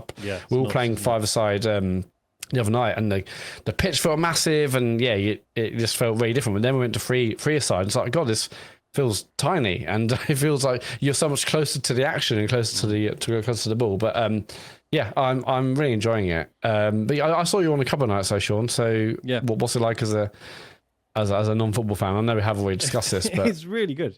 It's like, like the fact that like, if you're listening to this and thinking, well, I don't like football, doesn't matter. I don't like football. This is clearly just a really fun team game. I think if anything, there's some very, very not football-y things that might annoy someone who really liked football. Like you're saying, Matt, the whole the fact that it's a valid tactic to shoot above the goal and so that it bounces off back at you. Yeah. As far as I'm aware, that doesn't work in real life football.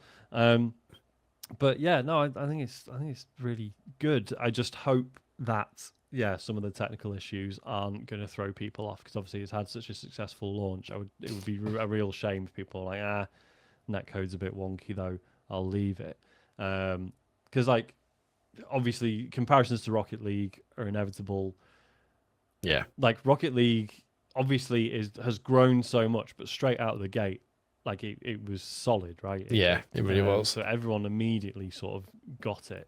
And I think enough people are enjoying this, but I do worry that without those fixes coming in soon, it might throw people off. And I think they will. I mean, so it came out last Thursday maybe? I think I've had like 3 updates on my Xbox. So I think they are clearly working out. I think actually the fact they got 1 million people playing it, maybe that will, enable them to get more resource and get things done quicker. Who knows, contractors, however it works. But I'm definitely enjoying it. But I mean, I think there's a battle pass as well. I think it's called a Captain's Pass. There's a free one, and you can. I think there's like 3 different types of currency, and one of the currencies is like green gems, and you can earn them by doing things in game. Yeah. But after playing for 3 or 4 nights, so probably I don't know, what's that? 5, 6, 7, 8 hours, I had only unlocked like 2 or 3 of the things on the free battle pass with the green gems I got. You can obviously buy things with real money if you want to upgrade your player, how they look cosmetically, but so that's a little bit tight. But no, I think it feels, maybe I'm feeling looking into like the whole seafood connection too much, but it does feel quite fighting game like. Or because the kicks are like light kick and heavy kick. It's not even like, it's not like a lob or shot. It's like, do you want to do a heavy one or a powerful shot or not so powerful shot? So I don't know. Maybe it just feels, it's obviously very much more technical than like a regular football game or different, and I think it feels more a fighting game in that regard. The thing that keeps fucking me up. So if you haven't played this, you got a pass button and you got a shoot button. And the pass button, you will pass in the direction you're holding the left stick. But when you're shooting, you are shooting where you're looking, as if it was like a first person or third person shooter. which is really interesting because it means you can be like running up the wing, and if someone calls out saying, you know, they're open, it shows you an arrow on the ground, so you know without even looking at them that you can just hold the stick in that direction, press the pass button, and off it goes. And those things feel great. Like, not even so looking where someone else is, like just doing it an instinctive pass when you see a player run towards you without having to like turn around and aim. Yeah, though even the simple passes feel bloody fantastic. Or like a 1-2 feels so good to put off because because it's separate to how you normally play a pass by looking, turning, aiming. It's just like instinctive. It feels like so instinctive that it's like it feels so good. Yeah, you just kick it off screen, but you know, well, you hope that's worked out. Whereas shooting is the opposite in that you have to be aiming at the goal, but I sometimes get confused and I will try and shoot while I'm looking in completely wrong fucking direction. I'm like, I was holding the stick. That's not how that works. But I think that's like a fun thing to get your head around, right? It's not. Yeah, I don't think it feels really different. It feels really unique for a football game, and I think that's great. If this was, you know, Rocket League, but with people, but it controlled like a FIFA, I think I'll bounced off it pretty quickly. But it feels so different. I mean, it's if you have when I had like a day or two off it, I think I played last night, but I haven't played since Thursday, Friday, whenever it was. And I was like, I need to learn all the controls again because no, if you want to do if you want to do like the rainbow kick where you flick over your head, it's like hold RB and A, and it's it's right trigger to shoot, L1 to run. It's like, you know, it's so different to any other football game we've ever played. But so rainbow flicks are a bit. I don't know if they're overpowered necessarily, or I just need to work out how to counter them. But I've played against some people who are just flawless with them, and I don't know what I'm supposed to do about it. Yeah, it doesn't matter if you're defending or if you're running towards a player. Like I think last night, someone was in goal and opposition players running towards goal. At that point, like, you know, do or die. But no, they got right to the goalie, did a rainbow kick, ball went over the head, and then they shot in the goal. So I don't know if that can be nerfed or I don't know, a balancing thing. But right now, it's being heavily used by everyone all over the pitch, really. How is performance, like network performance? Like, is it fine? You know. Well, no, because the things I mentioned earlier, really, it's just, you know, the ball can stop, and or in one case the ball went wide and it went in the goal. Also, if like I've had moments where someone's shot towards the goal, I'm in goal, I've saved it, but I've dove backwards, I'm like a foot behind the line. It's not a goal, but. I mean, in terms, you know, matchmaking's fine. Like I've not been kicked out of any games or anything. It is just that occasional, we have had that. But again, I you know, we've had it, but it's a week into an online game. I can allow that. You know, we'll see. We're on a month or 6 weeks, but and it's an indie as well, which I wouldn't describe it as broken, but I've told you the reasons why David and others will probably say it is, but I don't think it's broken. I just think there's a lot of work and he's doing to it, but. Crossplay isn't there yet either, is it? No, that's a shame. Yeah, they said they wanted to, but that isn't in yet. So they're working on it. It just wasn't there for launch. Yeah. But no, good. I mean, we're still playing it every night we can. We're only a week into it, but we'll see. I mean, it is just fun even doing simple things. I think until that stops being the case, or if the netcode gets in the way of things, I think we'll be playing it for a fair bit. But we'll see. Cool. Any others you want to talk about, Matt? Well, Mario Kart World, I did all the 150cc races and got to Rainbow, you know. And it looks Spoilers. amazing. Yeah. I mean, but I saw people saying, you know, it's a bit spoilery, but like we knew Rainbow Road's gonna be in there. It's just it's how it's portrayed. Did you get three star like golds on all of those 150cc's? No, God no. Because that's really hard. Yeah, so when I first got it, I was just doing 50 and then, you know, 100, then 150, and then someone was like, no, just do 150. But you obviously, if you do every race, then you get a different like star, and if you get full mark, if you get 60 points, and you get 3 stars, because every time, basically if you get 60, you get 3 stars. Yeah, you have to come first in every race. Yeah. So then it's like, that as well. But no, I just unlocked it, and now I'm doing some open world stuff. But Mario Kart World, it's a great Mario Kart. I'm not like blown away by it. It's but I think maybe that genius will maybe come after like, you know, another 2 or 3 years of playing it, and you really get to see it. But it's next to Mario Kart. I'm not like, holy shit, this is the best of all time. Do you know what? It's a game that is increasingly feeling to me like it's going to have DLC and that it needs DLC and that it's going to be expanded upon. It really feels like that. This game, particularly. What way specifically? Characters, maps, or any like functionality? Because the open world seems really bare. That's what I'm saying. It doesn't actually make me want to like explore. Really, I'm not like, oh man, this whole world of open world Mario Kart. Where can I go? I feel like the open world was a bit of an afterthought, relatively speaking. But this is why I'm wondering, because there's large sections of that where there's not much there. There's not really that much to do. Like, are there going to be new stuff like dropped in there, like new tracks or new stuff like that? It's got to happen. Yeah. And there are like way more water tracks than I thought there would be. Like when I was on the weekend, I was like, I'm just gonna do all the races 150 to get Rainbow Road open. I was like, man, like there's fucking loads of water ones, and there's some of them are annoying as hell. Like I'm like, maybe I don't know if it's like maybe one in the jungle where there's a. I don't know. There's one in the jungle where it was doing my head in. I was getting destroyed by people left, right, and centre. I was like, I just want to.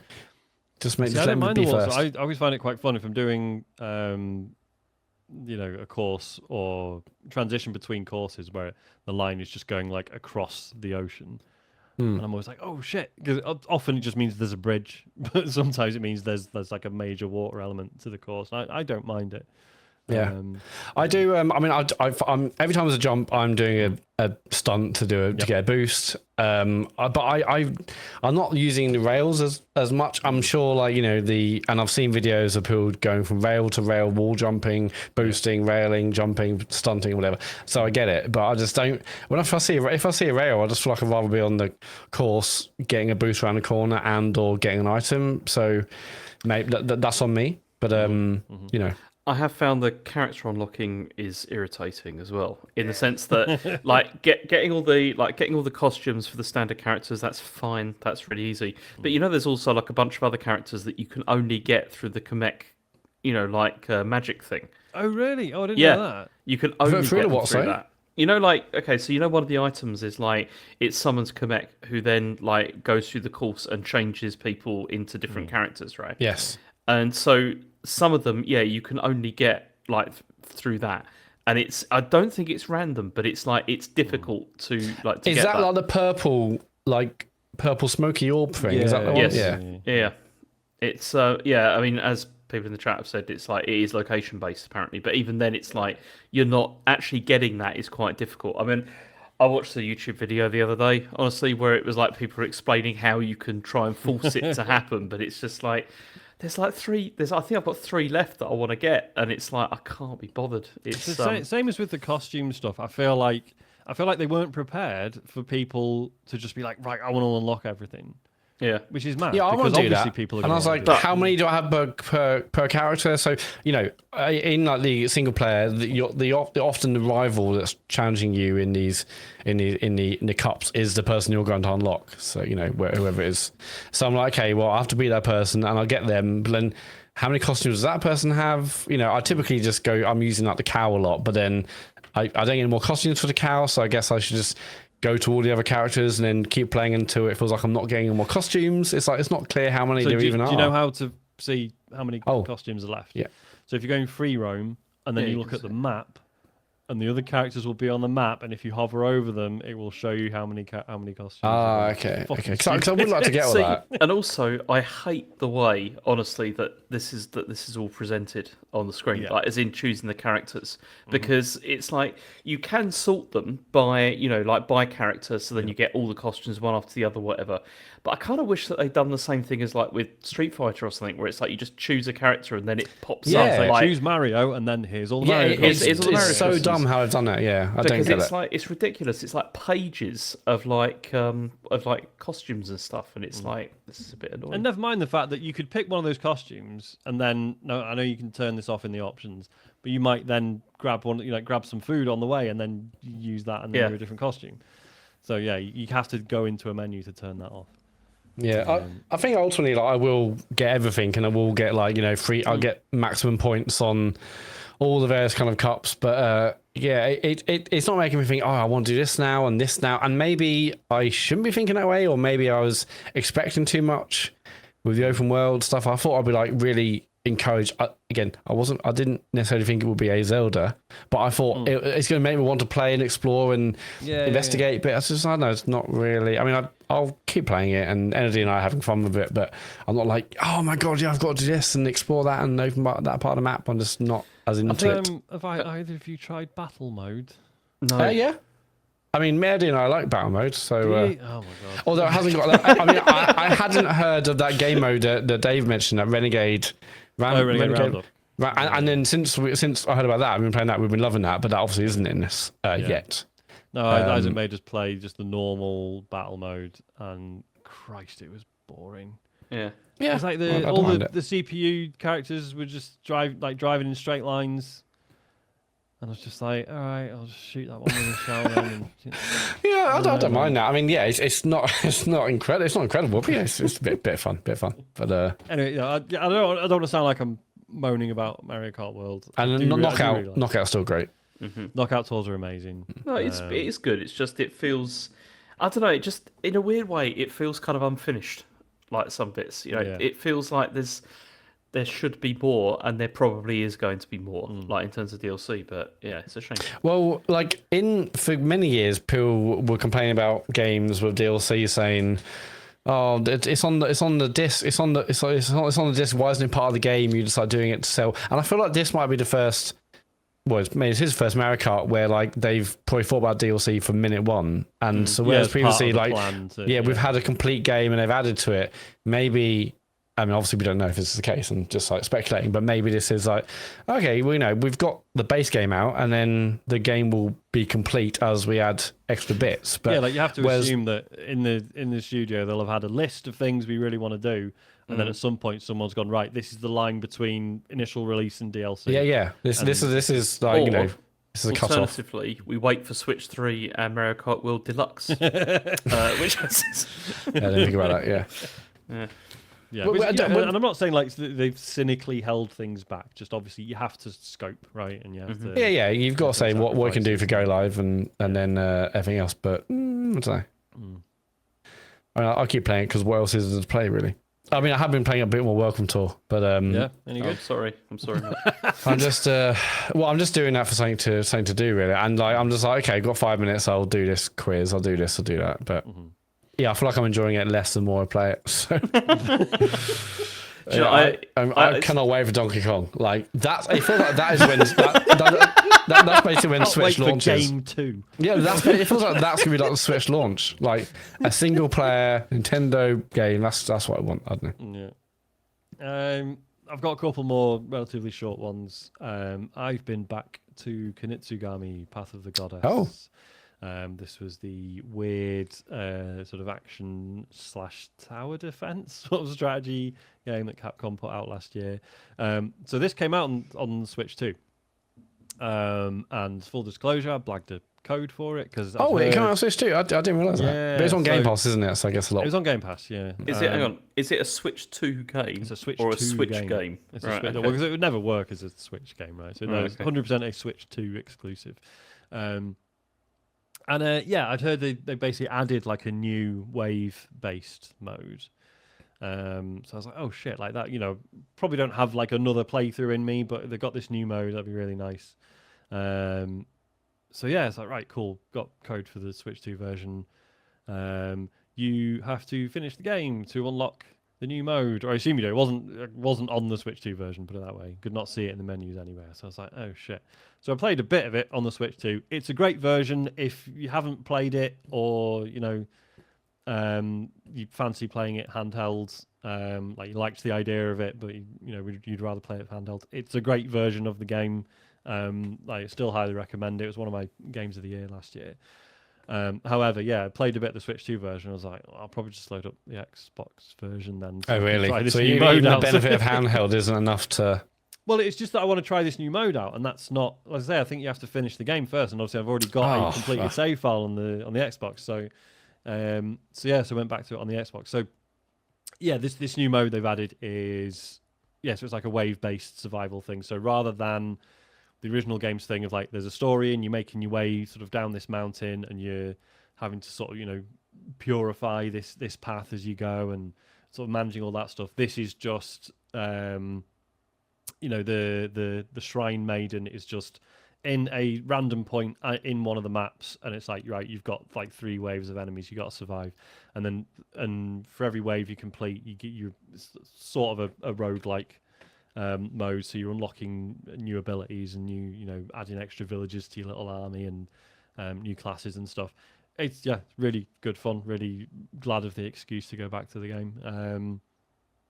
The other thing I've been playing, I finally let Isaac play Fortnite because he's seen me play Here we it, go. and I just said I said to him, I was like, I don't mind you playing Fortnite. It's just remember that your time on the Switch is limited every day. And he already moans about being halfway through a Splatoon match and running out of time. It's like, those are only 3 minutes long. Whereas a Fortnite match can be like 15, 20 minutes or whatever. I said, and 2, I just don't want you like just being obsessed with Fortnite. Because I know you will Fortnite be. head. Yeah. How old is Isaac again? Well, sorry? How old is Isaac? He's 7 now. So are like kids in his castle talking about he knows other kids who play it and and because obviously and as I've said before, our only sort of hard no is Roblox. Everything else we can talk about. So shame because there are some great idle clicker games on Roblox. And he's like, oh, everyone at school's talking about Roblox. It's like, well, look, you've got Minecraft, you've got Fortnite now, so that's enough, right? Anyway, so we've been playing Fortnite together. It has actually been fucking great. It's been really good fun. Okay. Like there's nothing quite like I was talking to Noah about it, and I was like, you'll never understand what it's like being in a firefight, and then your 7-year-old child is like, just you see his bullets coming in from the side of the screen and taking people out. And I'm like, yes, man. It's just such a weird feeling, but really good fun. There's a few things he's just not getting though. Like he's not terrible at the game, and it has been so much fun playing with him. But like, are you playing on different handhelds? Yeah, so he's playing on the Switch. I'm playing on the Switch. Well, so I was playing on the Xbox. Thing number one, he wasn't getting was so I was on the TV. He's on the Switch. Every time something happened on my screen, he would just stop playing and just watch the screen. It's like, no, Isaac, we're in a fight. You need to. Yeah. Bogey on my 6. Yeah. So I was like, right, how about I just play on the Switch 2 in handheld mode? You play on the Switch. Mm-hmm. So he's not like distracted by my screen. So that was thing number one. Thing number 2, he keeps just shooting his gun for no reason. I'm like, Isaac, you're giving away our position every time you do that. But I can understand that because I enjoy doing that as well. It's fun. Yeah, you're giving our position away as well, James. Like, explain to him, it's like, yes, getting into firefights is fun, but also to be avoided a lot of the time, That's something we can all live by. Exactly. So there was that. He also was doing a lot of just like running off on his own and then getting into trouble and then just... It sounds like James. Then just going like, oh, Daddy, come here. And I'm like, Isaac, I don't know where here is. You've gone. Like, you've got... You got to ping me. Yeah. But yeah, that aside, like we've been having an amazing time. What characters is he like? Oh, I mean, does he recognise all the references? Well, he knows some of them. This is the I'm thing, man with beard and gun. John Wick. Yeah, I'm Jonathan Wick.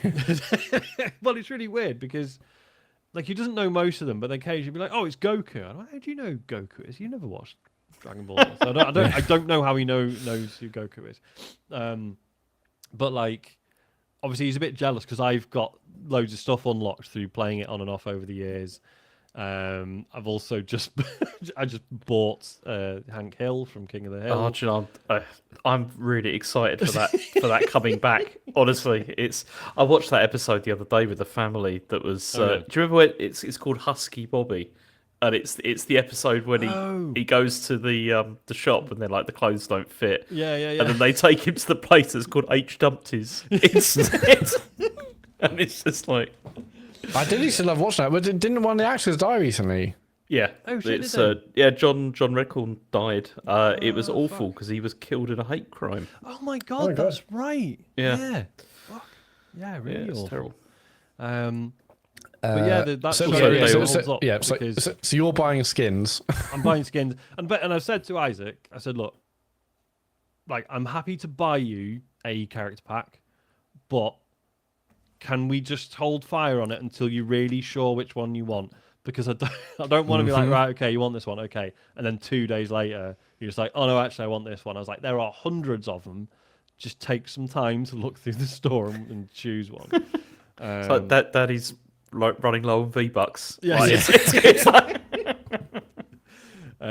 So yeah, so we'll see how that goes. But yeah, he has become one of those kids. It's literally for the last 3 days, every time I've seen him, like morning or he's come home from school or whatever, it's like, Daddy, can we play Fortnite? And I'm like, yes, but so tonight was the first night where we're like, right, no, let's have one evening off it, and we'll play again tomorrow morning. But yeah, I mean, like, So I mean, how much does a character pack?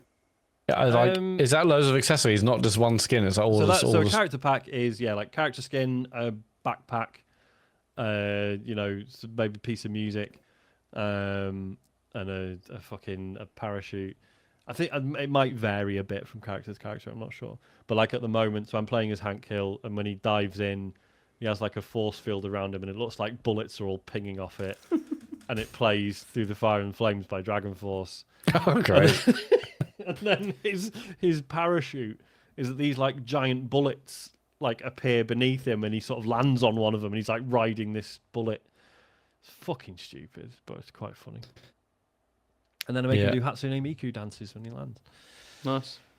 Yeah, I've got it installed. Wanted, I'm sure. I've got it installed. I guess it is auto-installed on my Switch too, and it's there, like with all the characters on the title screen. But I am sort of feeling that, like, because I missed all the Star Wars stuff, so now I'm like, because I've talked before about how like it was quite fun dipping in and out of Fortnite because I had no investment, and I was like, I didn't really care about what I'd missed. It was just quite funny loading it up and being like, oh, it's completely different again.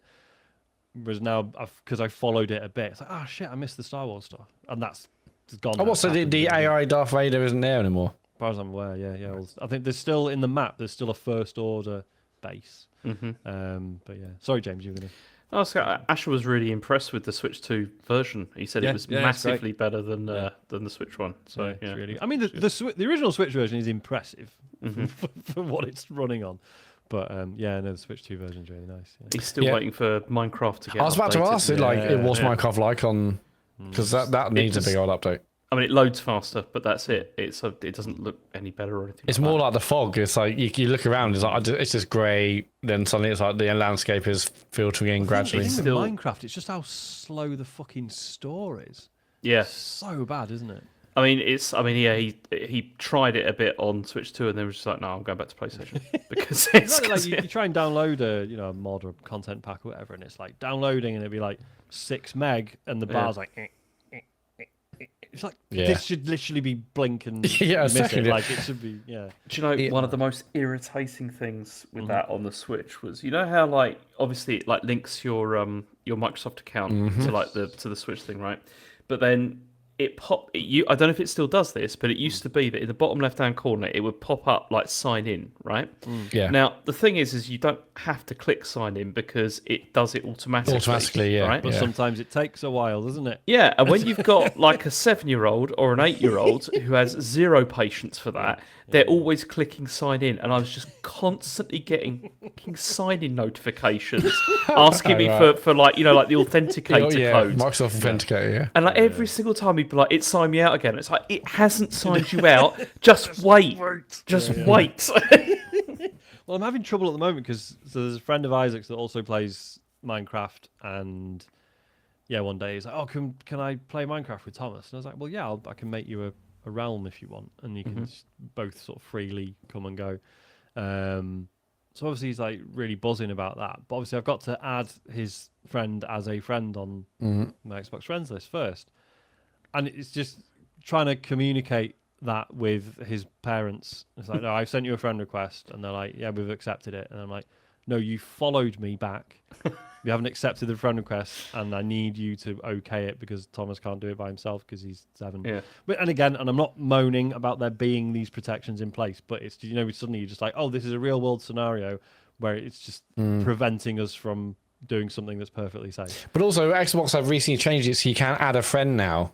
Oh, really? So I think we're also caught in between. Before you had friends and followers. Yeah. And I think you still got that as a hangover from when I had it before, but now you can actually add someone as a friend. Right. That whole thing's really it's weird. Like, they fucked that completely. They went for the follow your thing like on social media. It's like just anyway. But I mean, Eddie's got her own Xbox Live account, but it's just so locked down because I didn't want to have to add her. I don't want to add anyone on my account, so she has her own. But then all the protections and notifications about approving this and approving that, and it's really mad because I think I've said before, like Isaac will just add people as friends that he's played Splatoon with on the Switch. Oh right, really? And I've had like conversation with him about like, right, in this instance, it doesn't really matter because you can't do anything with Nintendo Switch friends anyway. I was like, but and I felt awful because obviously he's like, oh, like my friend's playing such and such. I'm like, right, Isaac, I've got to tell you, these are just strangers. They are not your friends, okay? And anyway, and what has been quite educational is now that he's on Fortnite, he's like, oh, I can't just add people as friends. I'm like, yeah, because you're not supposed to be able to. Like that's like we don't want you to be able to just add people. So now he's like, oh yeah, he now understands that it's kind of weird that the Switch let him do that, even though he's got a child account and all the protections in place and stuff. But just that it happens that on the Switch, it's relatively harmless. Just on this child account thing, we'll get off this soon. Like, so I create my Fidelity. Does it get to a certain point where when she's, I don't know, 12, 13, that becomes an adult account? Has that happened to you, James? Oh, I don't know. Has like Ash's or Rachel's accounts gone from a child account, or how does it work? No, or do I have to create a new account that's now an adult, non-child one? No, I mean, obviously our ones have like changed because they like it seems to unlock more stuff as you get older. And because one of the biggest that child account will kind of evolve essentially to a regular account. I think so. Okay. But one of the things that's really annoying is EA, because EA are really, really sort of strict with this. With like, because I remember trying to get, because Rachel wanted to play The Sims, and she's like 15, and it's like it's really difficult to get it working because you have to be like like over 18 or whatever like to play these, and it's really irritating to try and figure it out. In the end, I just set her up with a adult account. This is the thing, isn't it? When they're too restrictive, it just means people find their own workarounds. Yeah. It's annoying. It's a problem. Is it? I wonder if this is partly because of the flack EA have had with like FIFA stuff and kids probably buying card packs and so. I don't know. Possibly, yeah. But yeah. I do worry what stuff's going to bite me in the arse. Like, oh yeah, set up like a child Gmail account and Microsoft account and Xbox. Like, am I going to have a whole world of admin pain? But if they all evolve to like regular adult accounts, then it should be okay. But well, like, because the thing that, and this is me being mad now, but like, what if one day Dad's like, Isaac's like, Dad, would you make me a Gmail account for Google? Are fucking horrible. I'm like, yeah, we sort of knew. And that's my boy. But just, but who else? A Bing account? No, like, what else? I mean, there's probably loads, I'm sure, but yeah. Anyway. Yeah. Questions. If you want to send us a question, go to tcgs.co/dear TCGS. Big Bad Gary Dooton, the UK's #1 Gary, says 2 weeks ago on the TCGS podcast, we heard the following exchange about James Bond. Sean, he does wear great watches. James, and great sex. Grammatical issues aside, I was just wondering, could James tell us what his go-to is for post-coital banter? And is it, that was great sex? Yours, Big Bad Gary Dooton, the UK's #1 Gary. I mean, normally I'd say, that was adequate. Yeah, just say cheers. Yeah, that was top job. Lovely stuff. Yeah. Then a firm handshake. Yeah. And then don't speak for the next 3 days. Turn over and go to sleep. Oh, come on. And clean yourself up. Unbelievable. Messy Face Mackenzie says a situation has occurred where you were in prison for the rest of your life. Hang on, is someone taking Kurt's opening? Stealing Kurt's shtick. Is that identical or similar? Because that was it's the same. After 1 year of good behaviour, you are entitled to choose one video game console and one video game. The console must be 10 years old or more, and the game must be 10 years old or more. You do not have access to the internet, so no online multiplayer. This will be the only console and game you play for the rest of your life. What are you choosing? It's a tough one. I'm frantically Googling stuff here to see when something came out to see if it works or not. It's just it's just got to be a big, massive RPG, right? Well, that's the thing. See, I was going to go with the go-to, as always, Civilization, because But the trouble is if it's 10 years old, Civilization 6 came out in 2017, so it's not quite 10 years old, and I can't go with Civilization 5 because that didn't come out on consoles. Right. So it's that is a problem. Yeah. I don't fucking know.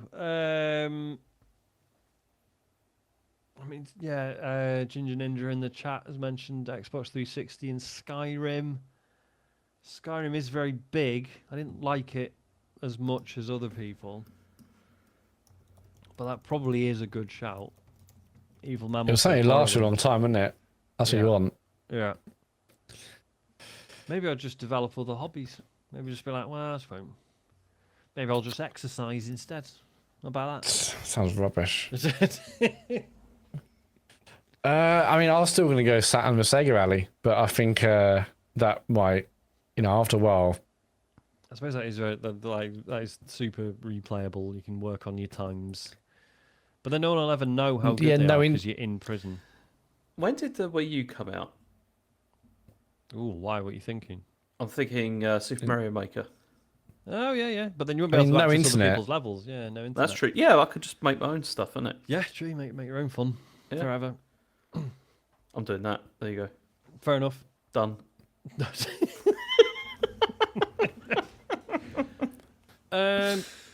Next question comes from Stinky Wolfkins. He says, "Who do you think is the best dog in video games?" Probably Poochie from Who's the best He's immortal. dog? He's invincible. He cannot be hurt even by spikes. He just runs over him. It's definitely That's a good one. I mean, an iconic dog is obviously the one that burst through the window in Resident Evil. Yeah. That's a biggie. Is it the best dog though? I'd say that's quite a bad dog. Personally, he got that dog in him. But what's a good dog? I mean, Resi 4, the one that saves you. That's a good dog. That's a really good dog. What if it does that as the same dog? I don't think. Or same family? I don't think it's the same dog. It's not the same dog. Matt, was there a dog in 2 T? There wasn't there? Oh, fuck that game. I hated that game. I mean, I'm not going to be choosing this somewhere. What about Fable? Fable had a dog, didn't it? Yeah, Fable 2. Fable 2, yeah, it had a dog. Yeah. You could chuck a ball and stuff, and it would do. I mean, it didn't do anything, despite Peter Molyneux saying it was probably going to do something. It was sort of useful, didn't it? Sniff out treasure. Yeah. No game's ever done that before. No, it's a brand new idea, and it did die. Don't forget that. But then they did the DLC where you just bring it back. Mm-hmm. So nice one, moles. You know what? I'm going to go Resident Evil dog that burst through the window. I just think it's short lived but iconic. But what an impact! Yeah, exactly. Yeah, well, one of the most impactful dogs in video games. I've got to say. Well, I don't know. That's one of the most iconic dogs in video games. From the chat, the dog from Kingdom Come Deliverance 2 is a good shout. Yeah. Actually, it's very, very useful, especially when it starts worrying people. When you sick him on people. It's very useful. Yeah. Phil Wall says, question, today's Sonic's birthday. What present are you buying the blue blur? Cheers, me dears. Chili dogs, obviously. I was going to say it's chili dogs. Corn dogs? Chili dogs? Which ones is... do you like both of them? Or chili dogs? Chili dogs there is, yeah. Have you ever had a chili dog? I had a corn dog, but not a chili dog. I had a chili dog. Is it basically the same but spicy? Well, because if you put chili on a corn dog, and if the chili's any good... You're just like, oh yeah, this sausage doesn't really taste of anything, does it? In comparison to the chili. So I think it has to be shit chili. Mm-hmm. I don't know. Sorry, Naylor Ben in the chat has pointed out the dog from the dog ending of Silent Hill 2. That is a very good dog. Sonic's birthday present. I mean, does he need new trainers? Does he go through loads of trainers? Maybe he does. You think so, wouldn't you? Like You from would the think so. from the stuff, but Where's them out? Pretty For me, it's got to be better security. You know, because of all the leaks today. all the sales figures got leaked over the weekend. Sorry. Oh really? You hear about this? Yeah. No. And actually, Sonic Frontiers sold 4.5 million copies, which is No it's way. over 2 years, admittedly, or since 2022. Oh, yeah, but yeah, basically they were accidentally leaked on the company's latest fiscal report, and now they've been removed. But yeah, Sonic Frontiers 4.57, Sonic Superstars was 2.43 million. Team Which Sonic they- Racing is 3.5 million. yeah, I mean, I remember Sonic Superstars. They were very disappointed with the sales figures of that. So you know, And then Sonic X Shadow Generations, which is the one that was the remake of the old one that kind of came out when the movie came out. That's done 2.3 million units. It's done well. has this got? Has this? Have you got the Yakuza Yeah, figures I have. there? Yeah. So what are they? Well, okay. Persona 5 Royal sold Well, that's like- 7.25 million. Like a Dragon Infinite Wealth sold 1.66 million. And Like a Dragon, the Man Who Raised His Name, 960. Okay. Thousand. Mil. Blimey. But then it was on Game Pass, so. And it was a bit of a. It was a side story. wasn't it? Yeah. It was a cheap one. Yeah. Yeah. And those best games only QA. cost about 10p to make, so it's fine. That's true. Um, Do you know? I was thinking today actually. I would like to play another one of those games now. I'm ready. it's I like, really wish, because I know Yakuza Zero's got a Switch 2 version, yeah. and it's like, that's the only one I've already finished. Do any of the others, and I'll probably play it. They will. I mean, they're probably yeah. going to come to it, aren't they? Yeah, It's, fingers crossed. MD Krabuffs says a jingle in an online ad for a hotel firm goes, "He's a bell, he's a boy, he's bellboy." Every time I've heard this, it makes me think of TCGS's Sean Bell. Has anything unusual made you think of your co-hosts? I don't know. I don't think nothing. Watching Thomas the Tank unusual. reminds me of David. Oh yeah. That's true. Yeah. It's harsh, but Yeah. But accurate. Is it harsh? I mean, it looks like his face, doesn't it? He'll admit that. What makes me think of you lot? It's bound to be something. See, I don't. I mean, once I'm done with this tonight, Clock that's out. it. don't exist. Till Monday. Yeah, it don't exist. Just James next, never developed object permanence No. from being a baby. just wait for next Monday. Then, That's what it feels like the first time every Monday. It's Yeah. like, what is it? Matt? You say, okay, 3, 2. Yeah. I don't know. I can't. I mean, there must be things like this. Is so annoying. This is a great question because I'll stop the pod and I think, fucking hell, of course. That's an advert. The person looks like James. I mean, often there'll be like ASMR stuff that remind me, I need to send this to Dave, or post on our secret, or not that secret Blue Sky account where we just put funny ASMR clips on it. But yeah, nothing that's like, I don't know, that has like your names in it or something that reminds me. I mean, I'll be soppy, and like the WhatsApp group is pretty active. And if we're not in a group talking or reading something someone's posted or about to record a pod, or like basically, there's no chance for me not to think about the boys anyway. So I think I've got to have I've got to have some time where I'm not thinking about TCGS to think, oh yeah, that's remind me, because it's just I constant. always feel like you guys are very disciplined at like weekends. I never hear from you guys at weekends, which is fine. I'm stringing 9 to 5. Business is 9 to 5, and then No, what my favourite thing is though is like because when you get like the pop up on your phone and it just says "oh shit" or "oh my god," and then it's just yes, like I and then always it's shit like, myself when that happens. What's It's this like, gonna who's be? died? Yeah. I'm worried. It's like, no, it's just like a DLC for a game. It's like, okay, thank God. Yeah. Yeah. Yeah. I mean, I guess I'm busy on the weekends. No, that's good. It's healthy. Yeah. Sometimes it's like Just give me time off for me, I think, is what I'm trying to do. Maria Mendieta says, "Dear TCGS current Guinness World Record holders, I gather that only Sean has ingratiated himself in the world of fighting games. Yet with Evo 2025 only a month and a bit away, I thought I would take my chances with the following question: if you could main James, in which fighting game series do you think he would cause the most damage?" I mean, also though, I think we found from that Street Fighter stream we did. I'm pretty much the best at fighting games here. It's Yeah, it was decent. In which we can fighting game series main would James cause the most damage? I mean, any of them. Out of the four of us, he's already the best. So what? So different games with different like versions of James. I think so James was a character in them. So was it? We've mentioned this, and I've asked the same question before. What's the fighting game when it changed into animals? Is it Primal Fury, Raw Fury, Primal Rage. Yeah. So James was in that. I don't think they turn into animals though, do they? Aren't they just? Oh no, no. Isn't there a Bloody Raw? That's the one. Bloody Raw. Yeah. Sorry, yeah, because sorry. Primal Rage is one where they just are animals and dinosaurs and stuff. Maybe if James was a T-Rex, he would. He'd be like James. What he would turn into though? I don't want to fight a T-Rex. No. I think if he turned into a giant ape? Maybe then. That may be possible. Yeah. Rip its arms off. I think that's it. Yeah, exactly. Rip its tiny arms off. He's not doing anything with the arms anyway. Oh no, poor T-Rex. All right, last question. Eskil Wendell says, recycling my feedback from 2 weeks ago after Matt called me an idiot for my exam mix-up. You forgot to wish me luck on my next one. Luckily, I smashed the oral exam and got an A discussing masculinity in film theory. Question, if you have time. Who was your masculine film idol as a child? Mine was probably Jackie Chan. Still love his movies as an adult. Not a fan of his opinions on most stuff. Love you, bye. I think for me, it's got to be Kyle Reese from Terminator. I'm not joking. I fucking love that character.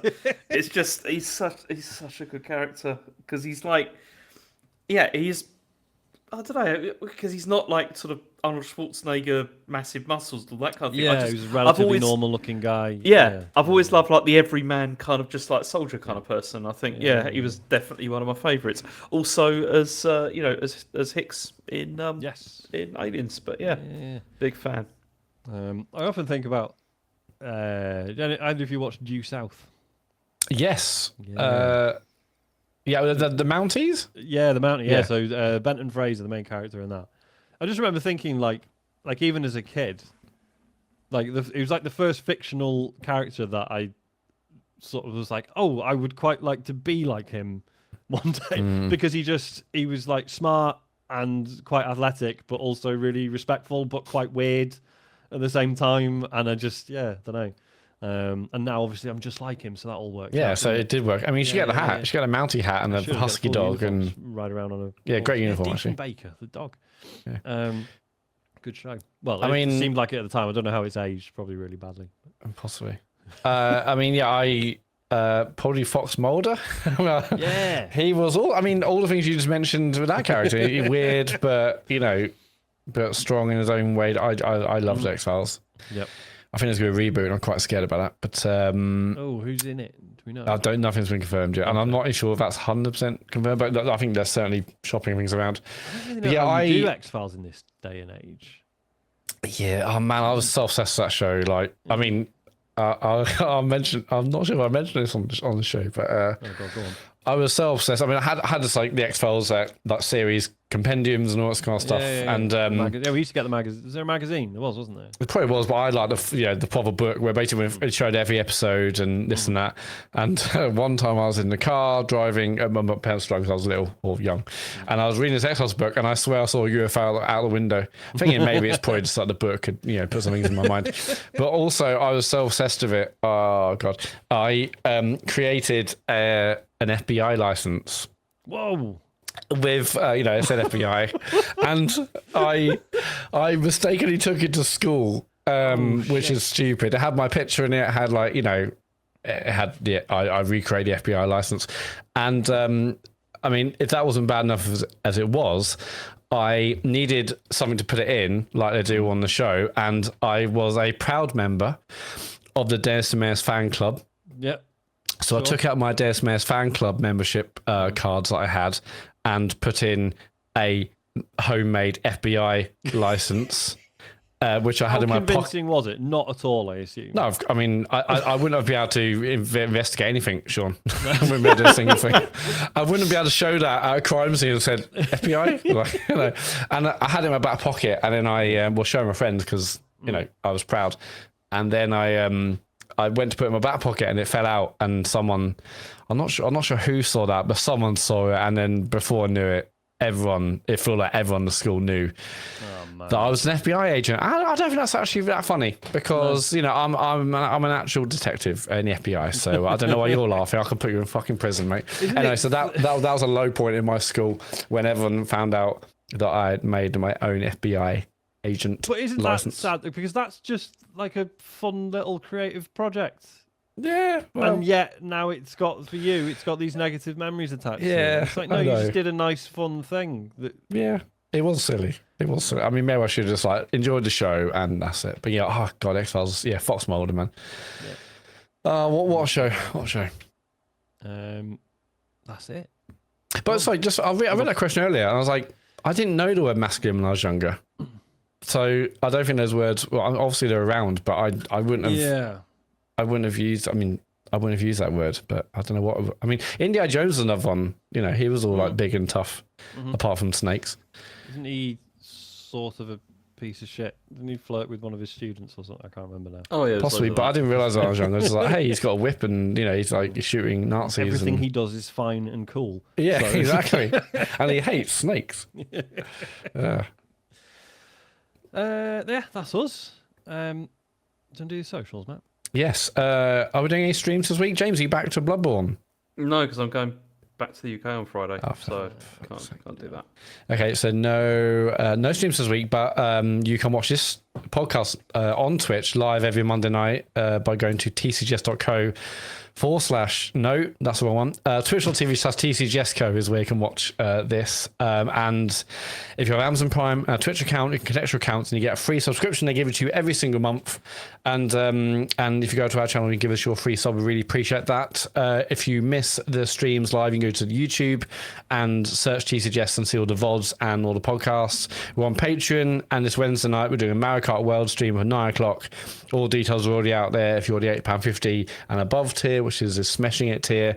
And those that watch it with us live, you can join. We'll give you the code. You can join the game as well. And the website is tcgs.co, which has links to our Discord community, which is amazing. Our Blue Sky accounts, Patreon store, our TCGS Strava club, if you want to go on there and track your runs and see how everyone else is doing in the TCGS group. And also on that Strava club, there's a link to our kind of there's a link to our the Tatton Park race, and in the week I'll also put a social out about the Just Giving page as well. Sick. If you really like Dave Turner's, I'm sorry. There's nothing we can do about the last 2 hours of your life. He was fired, and we are. But yeah, we'll see you next week. I hope he's well enough to join us on Wednesday. I assume he will be, and obviously he'll be back next week.